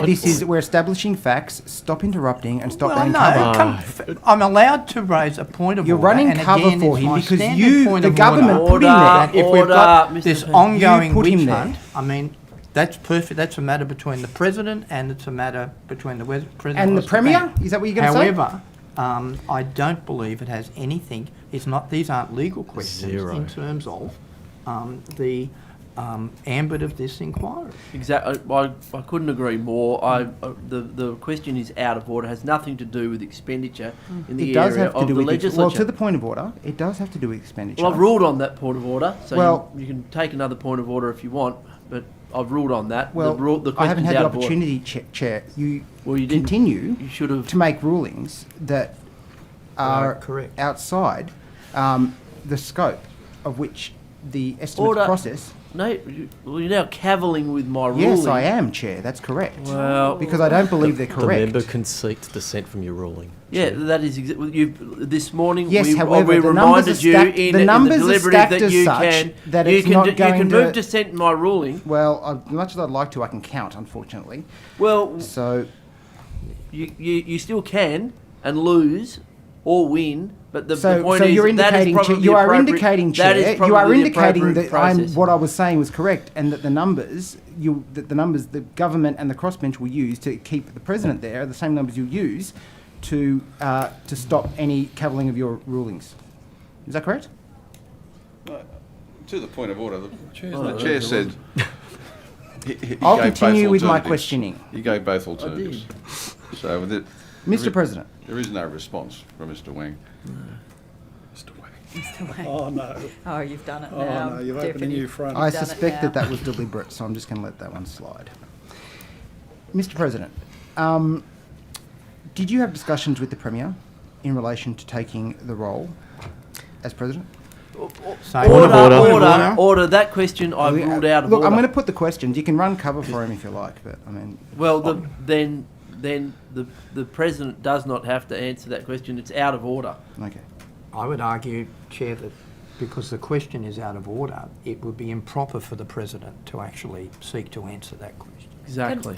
Can I also, to the point of order, raise that, there's a courtesy that is meant to be flowing here, and I'm just not seeing it. There's real discourteous behaviour going on, and I've only just entered the room. Well, that is an excellent point of order, Ms Higginson. The session this morning has been discourteous, unedifying, and dysfunctional. Oh dear. And Mr. Fang, I would encourage you to use your remaining time to interrogate the areas of expenditure and the areas of the legislature, rather than this dry gully that you've run yourself up. Well, I suspect, Chair, that the expenditure of the Parliament's money, including those people that take office in this place, is well within the remit, and so my questions are within order. Mr. President, I will put the question again. Did you have discussions with the Premier about taking the role? Point of order. Point of order. A point of order is by Mr. Nanba. Chair, this is an issue that is neither relevant under procedural fairness resolution. It doesn't refer to the expenditure of funds as required, but it also traverses a period prior to the President taking office, which would also mean it is not relevant to his role as President and to the estimated expenditure of funds from the budget. Yes, another good point. I uphold the point of order for the previous points that were raised and for that one that Mr. Nanva has raised. This is clearly outside the remit of the President's responsibilities. You're asking a question about something that happened before he was the President. So, as Okay, Mr. well, Nanva I'll has said, turn the question now. is out of order. I will turn now to things that are within the President's remit. Oh, Mr. well, President. so he knew. Mr. President, I've done a little bit of compiling of some statistics. As President, I believe you have called National Party members to order 92 times. You've called members of the government to order 29 times. The Liberal Party have been called to order 23 times, and the crossbench have been called to order 4 times. Point of order. I haven't even finished my question yet. I haven't even asked the question. How can you take a point of order? You're I'm going asking to a take a question point now. of order because the question clearly is about Can you stop running cover for him? procedure and matters that occurred in the chamber. It's very difficult to see how that could be about anything that is covered by the resolution that has set up this estimates committee that deals with expenditure, matters of process and procedure of the Department of the Legislature. He's I have asking about matters I have a of the lot of chamber. sympathy with what you're saying, To Mr. the point of Murphy, order? but Can I yes, say Mr. something? Walsall. Look, I'd like to ask the President whether Well- he would confirm that I've complained to him that I have not been called to order enough times. The clerk did just say to me he's surprised at the small number of points of order. To the point of order, I'll let Mr. I have a lot of sympathy with what Mr. Murphy has said, but I'll let Mr. Fang conclude his question. Thank you. Mr. President, removing me, and I accept that I was the highest number at 40 of those calls to order. Wonder why. Removing me from the figures, the 3 Nats colleagues that I have been called to order for the same amount of times as the Liberal and Labor Party members combined. They've got 25 members. Mr. President, do you believe you are acting in an impartial manner in the chamber? Order. Well, that question is out of order. That has nothing to do. Has to do with the procedures in the Parliament. Nothing to do with the expenditure. The The President points might that have like been to made answer it. ad nauseum. He might like to answer it. Well, he might not either, and I would suggest that the question's out of order. I rule the question out of order. The President doesn't wish to answer? No. Okay. Chair, point of order. Yes. I haven't gone down this path yet, but the Legislative Council procedure or practice makes it very clear that while the standing orders and the House procedure do not strictly apply, they do provide a guide for these proceedings. They refer, and obviously we have standing orders around imputations and reflections, and while they might not strictly apply, and while there is wide latitude given during estimates, I would say we have well and truly exceeded that latitude. And these questions should now be pulled back. Well, to the point of order. And questions should be asked that are within order. To the point of order. To the point of order, Mr. Fang. There's been conjecture and community concern that the President took the role. Sorry, after- could you repeat that? There's been conjecture. There's been conjecture and community concern around concern. the way that the President took the role, the way in which he's conducting himself in the chair, and the matters themselves are Name them. indeed valid questions to be put to the President during estimates. Further to Well, the point of order, Mr.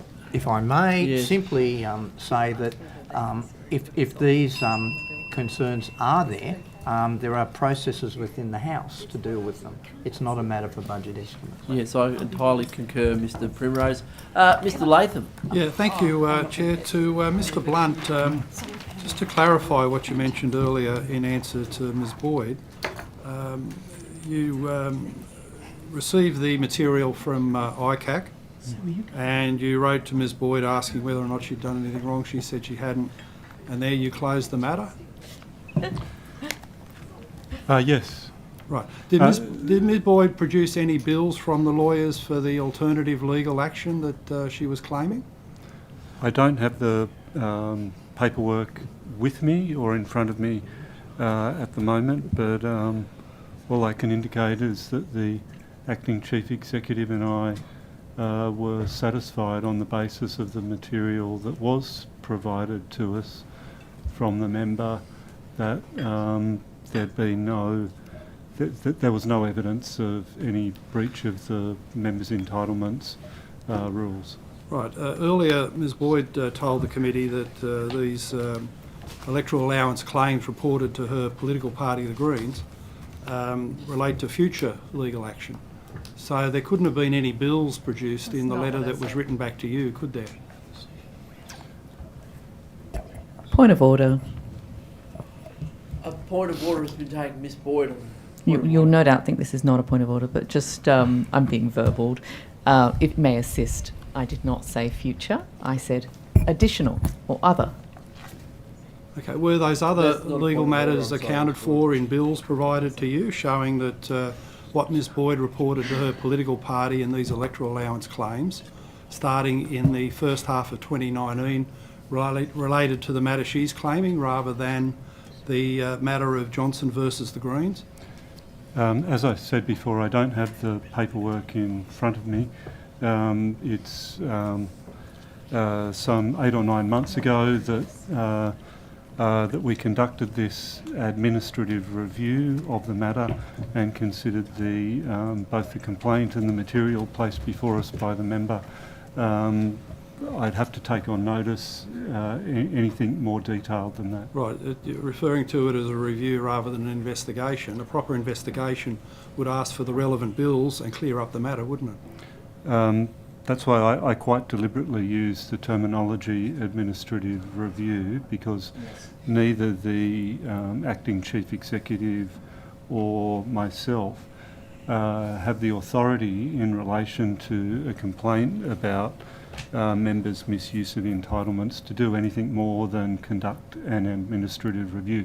That indeed is one of the reasons why the role of independent complaints officer was established, to provide a mechanism to be able to provide for somebody who does have the authority to conduct such investigations of matters involving the misuse of entitlements that are something less than corrupt conduct. Right, so there's been no investigation of this matter as such, and the ICO would say, wouldn't she, that it happened too far back? It's outside of her jurisdiction because it goes back to the first half of 2019? Mr Latham, you can't, if that's a question to official, you can't ask an opinion of the officials. Well, I'm asking for the remit of the... I'm happy for you to look at my accounts. You can Order, look at all of my bills. I'm asking All for of the my remit accounts, of the I have ICO. nothing. Can the ICO investigate this? Oh my God. Mr Latham, the resolution establishing the independent complaints officer clearly indicates that only matters that occurred after the date of the establishment of the office are able to be investigated. Right, so there was a review but no investigation. The ICO has no remit. In the review, what weight did you give to the fact that these expenditures coincide with the date of Johnson versus the Greens? Which one? The first, the second, the third, the Order, fourth, or the fifth order, Ms court Boyd, case please. I've been It couldn't subjected have been mere to? coincidence that these expenditures claims helping with taxation matters coincide perfectly with Johnson versus the Greens, the judgment delivered on the 6th of March 2019. 5 cases. 5 bits Isn't of that right? litigation. Well, once again, I don't have the paperwork in front of me, but I can indicate years. that Order. having sought a response from the member, having considered the response that was provided, we came to the conclusion that there was no evidence Right. of any misuse of God forbid you be a entitlements. woman and Mr. pre-selected. Blunt, have you looked at the paperwork recently in response to other concerns raised about this matter? I've reviewed I've reviewed the email communication that we received from the member. I haven't reviewed the attachments, but at the time, all the material that was put before us was considered. Right. Are those attachments the relevant bills that coincide with these electoral happy to give allowance them to you, Mr. expenditures Latham. claimed? They're not a secret. My recollection is that the attachments were judgments from the Supreme Court. Judgments, not bills, not expenses. I would be deeply uncomfortable answering any of these questions without the release from my obligations of confidentiality to all members in relation to these such matters. Had it not been for the members' explicit communications earlier in the hearing to release me from that obligation, so I can say that yes, the attached material was judgments from the Supreme Court. Not bills. That's what I'm asking. Not No, bills, I can't recall not invoices. seeing any No, judgments bills talking as about such, these just bullying men who are just attacking judgments you. from the Order, Supreme Ms. Court Boyd, and please. the judgments from the Supreme Court, which were attached to the explanation from the member. Right, and which case did that relate to? I can't recall. That's 8 months ago. You've reviewed it in recent times. Not the attachments. Not the attachments. Just the email from the member. Okay. judgment And that said what that weight these did you give to claims the were fact that David Shoebridge also made these claims at exactly the same time, using exactly the same lawyers for the exact same amount? I gave no weight to that matter whatsoever. Well, that wasn't considered by you at all. That wasn't put to you in the correspondence from Ms. Boyd. Where do you even get it from? As I understand, that was not part of the... Just on a point of order, I can't hear the answer because Point of order. I think this has gone on long enough. This is nothing to do with the legislature expenses. This is ridiculous, and that we're allowing it to continue to go on. I've said I will give all of my information to Mr. Latham. He's so obsessed with me. He wants to see all my bank accounts and all of my bills. I'm very happy to give it to him if that makes him happy. Yeah, on a point of order, Chair, I take offence at that because I've got no obsession at all. I've received complaints from constituents How many speeches providing or time have we documentation. spent so far? Constituents who belong to Ms. Boyd's political party. So that's deeply offensive to say I'm obsessed. I'm acting on the evidence. I mean, All right, how many order. minutes I've of heard enough. privileged time are you going to use We're on now me? turning to questions from... Oh, Ms. Boyd. Oh, thank you. Thank you. I was a little lost. I will just use one for my my honourable friend who was in here a moment ago, who wanted to know if there's any moves to put solar panels on this building. Good question. So we do have solar panels on this building up on level 13 already, but obviously with the passing of the legislative framework around net zero by 2050, we're in the process, we're about to kick off a piece of work to look at where we're at in terms of things like emissions, to make sure that we can both meet and hopefully be ahead of the various interim targets that there are between now and 2050. That will include reviewing the solar panels, which are over 10 years old at this point, so it's entirely possible that there are more efficient options available to us that weren't back then, so that'll form part of our review that we're undertaking. As you know, with the 50% reductions by 2050, 70% by 2035 and then net zero by 2050, we need to have a plan in place for all of that. So this review will help set up what we can do in the short term, and I have a bunch of stuff I can talk about that we're doing at a more micro level. But as you can imagine, getting to the point where we're at zero emissions requires investment in infrastructure in the building as well, and so that's what this next piece of work is to do, is to what investment's required and then over what time frame to meet those targets or exceed them, hopefully. Thank you. I don't know how to work this into a question. So maybe I'll just use it as a statement. But I just wanted to thank you, Mr. Blunt, for your responses in invitation to my comments that you clarify issues in relation to these unfair attacks.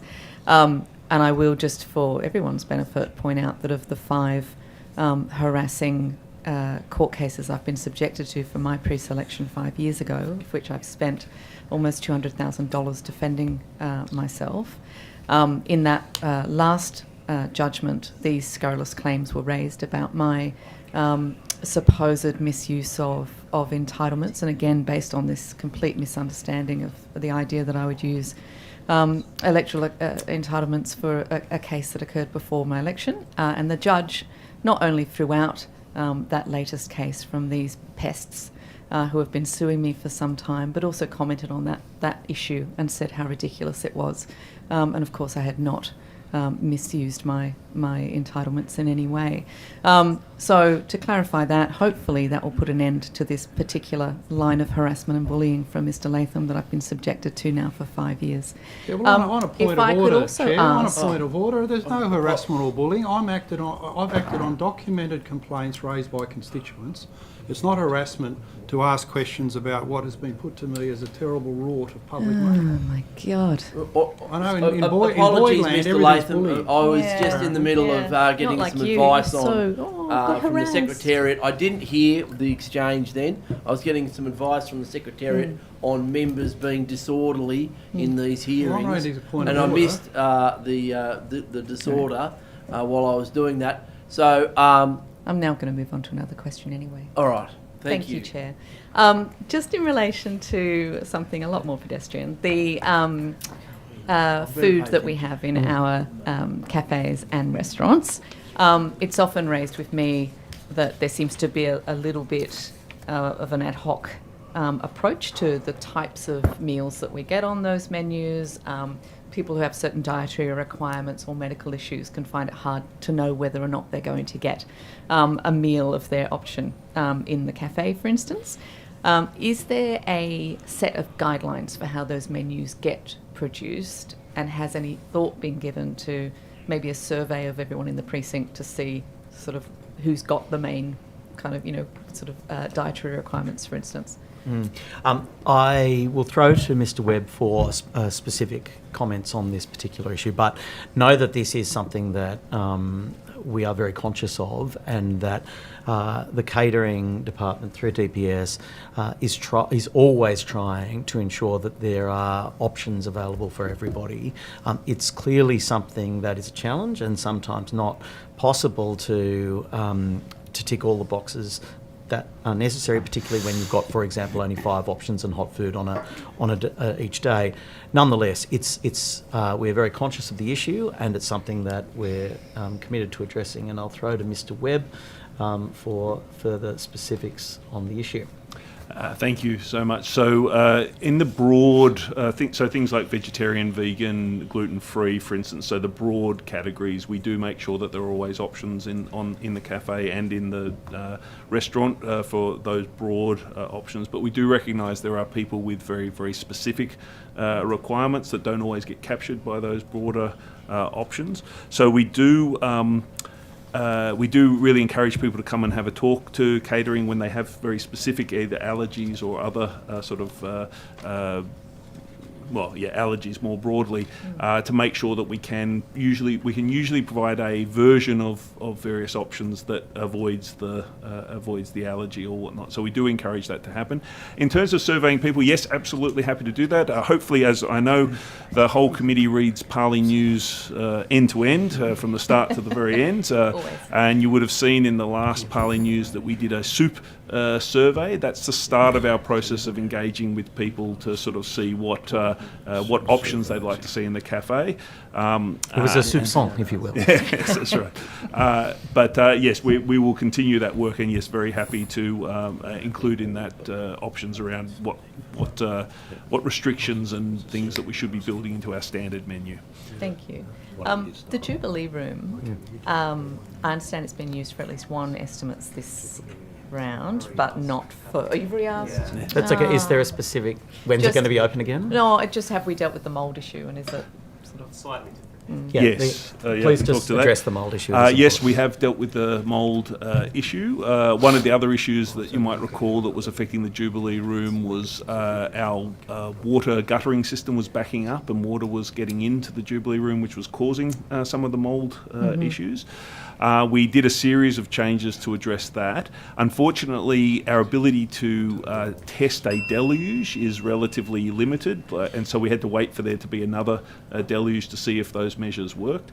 There was another deluge about a week and a half ago.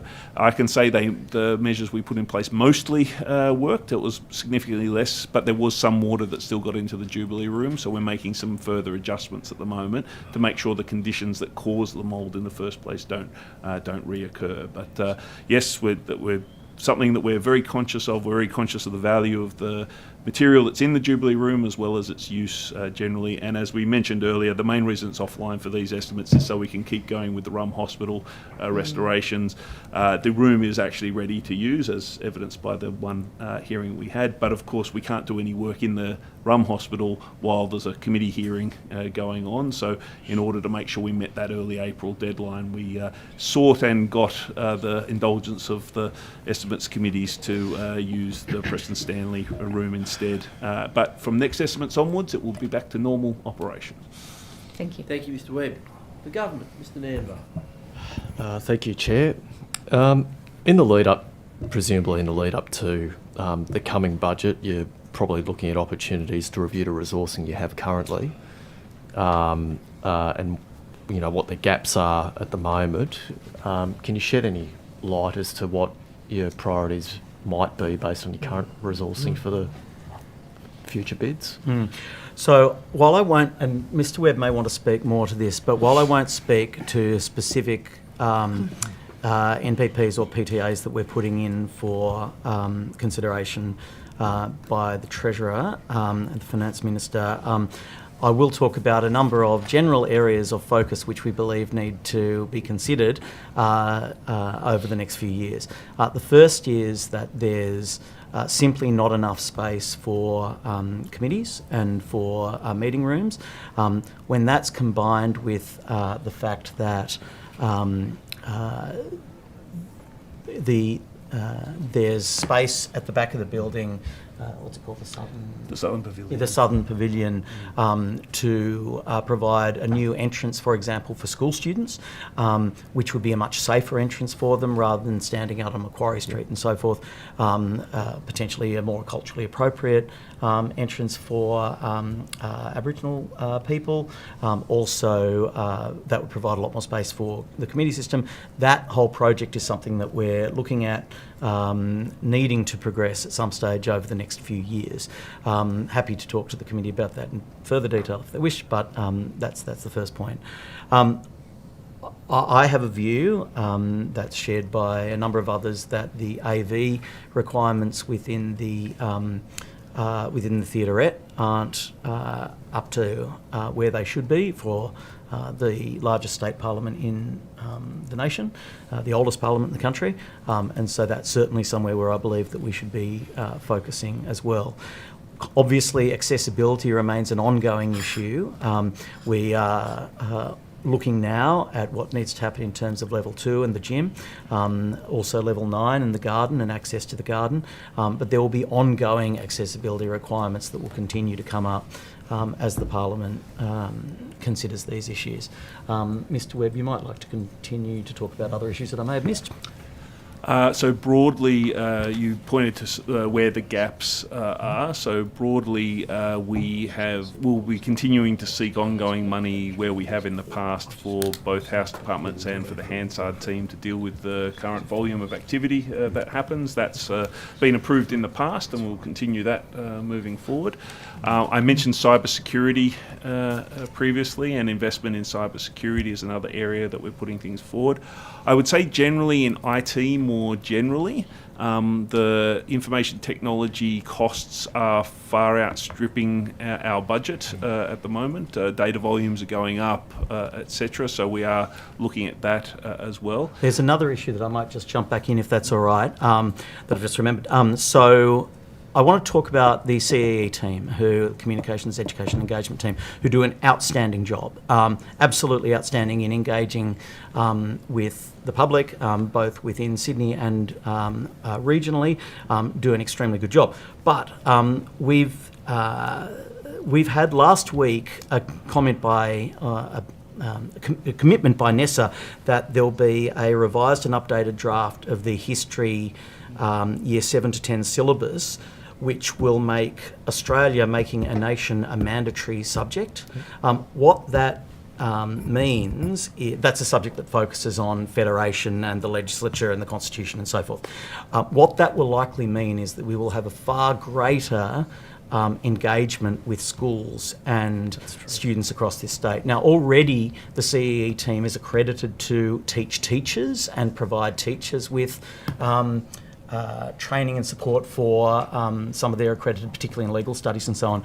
But this is likely to mean a significant uptick in terms of the number of students and schools who engage with the Parliament. It's extremely exciting. It's something that the CEE team have been working on for a long time, and we expect, however, if that happens and if there is a significant uplift in engagement, that there may need to be more support provided in order to accommodate that. Julie will be happy that I distressed that, I suspect. Yes. And apart from that, covered cybersecurity and IT. The other bids are more in smaller, more specific bids around particular gaps in our where our staffing is at. So, for instance, the size of the Parliament has grown over the last few years, and so payroll is now bigger than it's ever been, and it's now straining the limits of how far the current payroll team can work. So we're looking at some small bids to try and redress some of those issues as well. So broadly speaking, they're the broad ones that we've put through. And could I just echo the President's comments about the CEE team? This is an area, I think, Mr. Latham, you chaired a committee that looked at these curriculum issues that a couple of my staff came and gave evidence to, with the need for these subjects to be mandatory. We are very pleased with this outcome, and we do think it's going to provide wonderful opportunities for us into the future to engage with schools better. But David, you wanted to... If I could just add from the Department of the Legislative Council perspective, there's one issue that I think Mark's covered off in relation to ongoing workload issues where we were successful in obtaining funding for a period of time to support the committee office and its ability to provide all the support that you require with your committee work, and we're hoping to see that become ongoing rather than just year by year. There's a matter that's already on the public record via a resolution of the House in relation to the Regulation Committee and its new role that it's trialling this year, and that does require resources. So, and finally, if I can circle back to something I mentioned in answer to a question earlier, the inquiry that's before the Privileges Committee at the moment, examining the new draft regulation concerning the disclosure of interests by members. That really is a matter that I suggest that all members should be turning their mind to and giving their attention to, because it is a fundamentally different system that is provided for in that new regulation. That will also involve the establishment of a system of online reporting in real time, and that will cost some money. So there is a bid in for that as well. Was there anything specific that you think we should be focusing on, Mr. Neff? No, all of those are very worthy goals. I've just got a couple of quick questions about cab charges that are available for staff after 8 p.m. An issue's been raised where staff can't get the cab charges until 8 p.m. Would it be possible for them to be made available at the commencement of the dinner break at 6:30?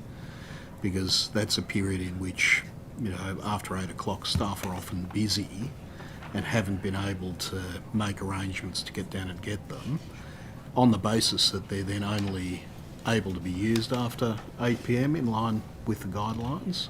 Is that something that could be looked at? That's a DPS thing. Or is it Department of LC?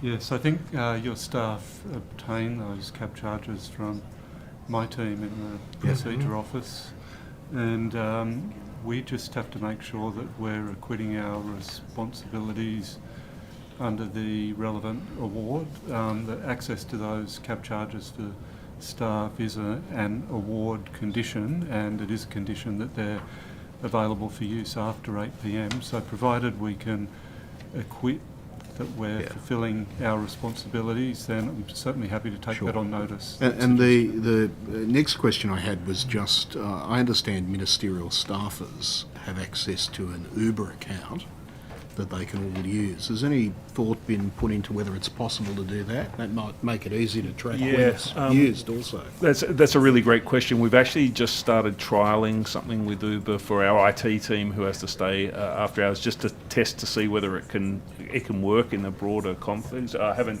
shared the results of that with the clerk yet, but it's certainly something that we could look into. Okay. And given that it's an award entitlement, I understand it's only available to LC staff. Is that right? It's not available to lower house staff? Or is it? I'd have to take that on notice. We'll have to take that on notice. And, you know, if the reasoning behind it is about safety and the difficulty travelling at that time of night, then if you're taking it on notice, could you explain if it isn't available to lower house staff, why not? Well, we may not be able to explain why not, but we're happy to provide an explanation that is provided to us. Why not? But yeah, I mean, obviously, your fundamental point is valid. If that is the case, then that's a perfectly reasonable request.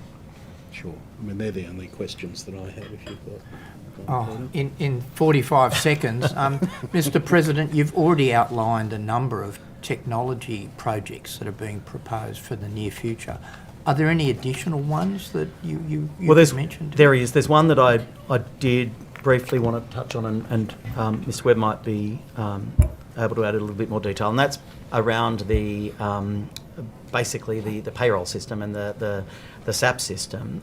It's at the moment being held together with Band-Aids and bailing wires, literally add-on and so on. And if it doesn't get upgraded, then frankly no one in this room will get paid within not too many months.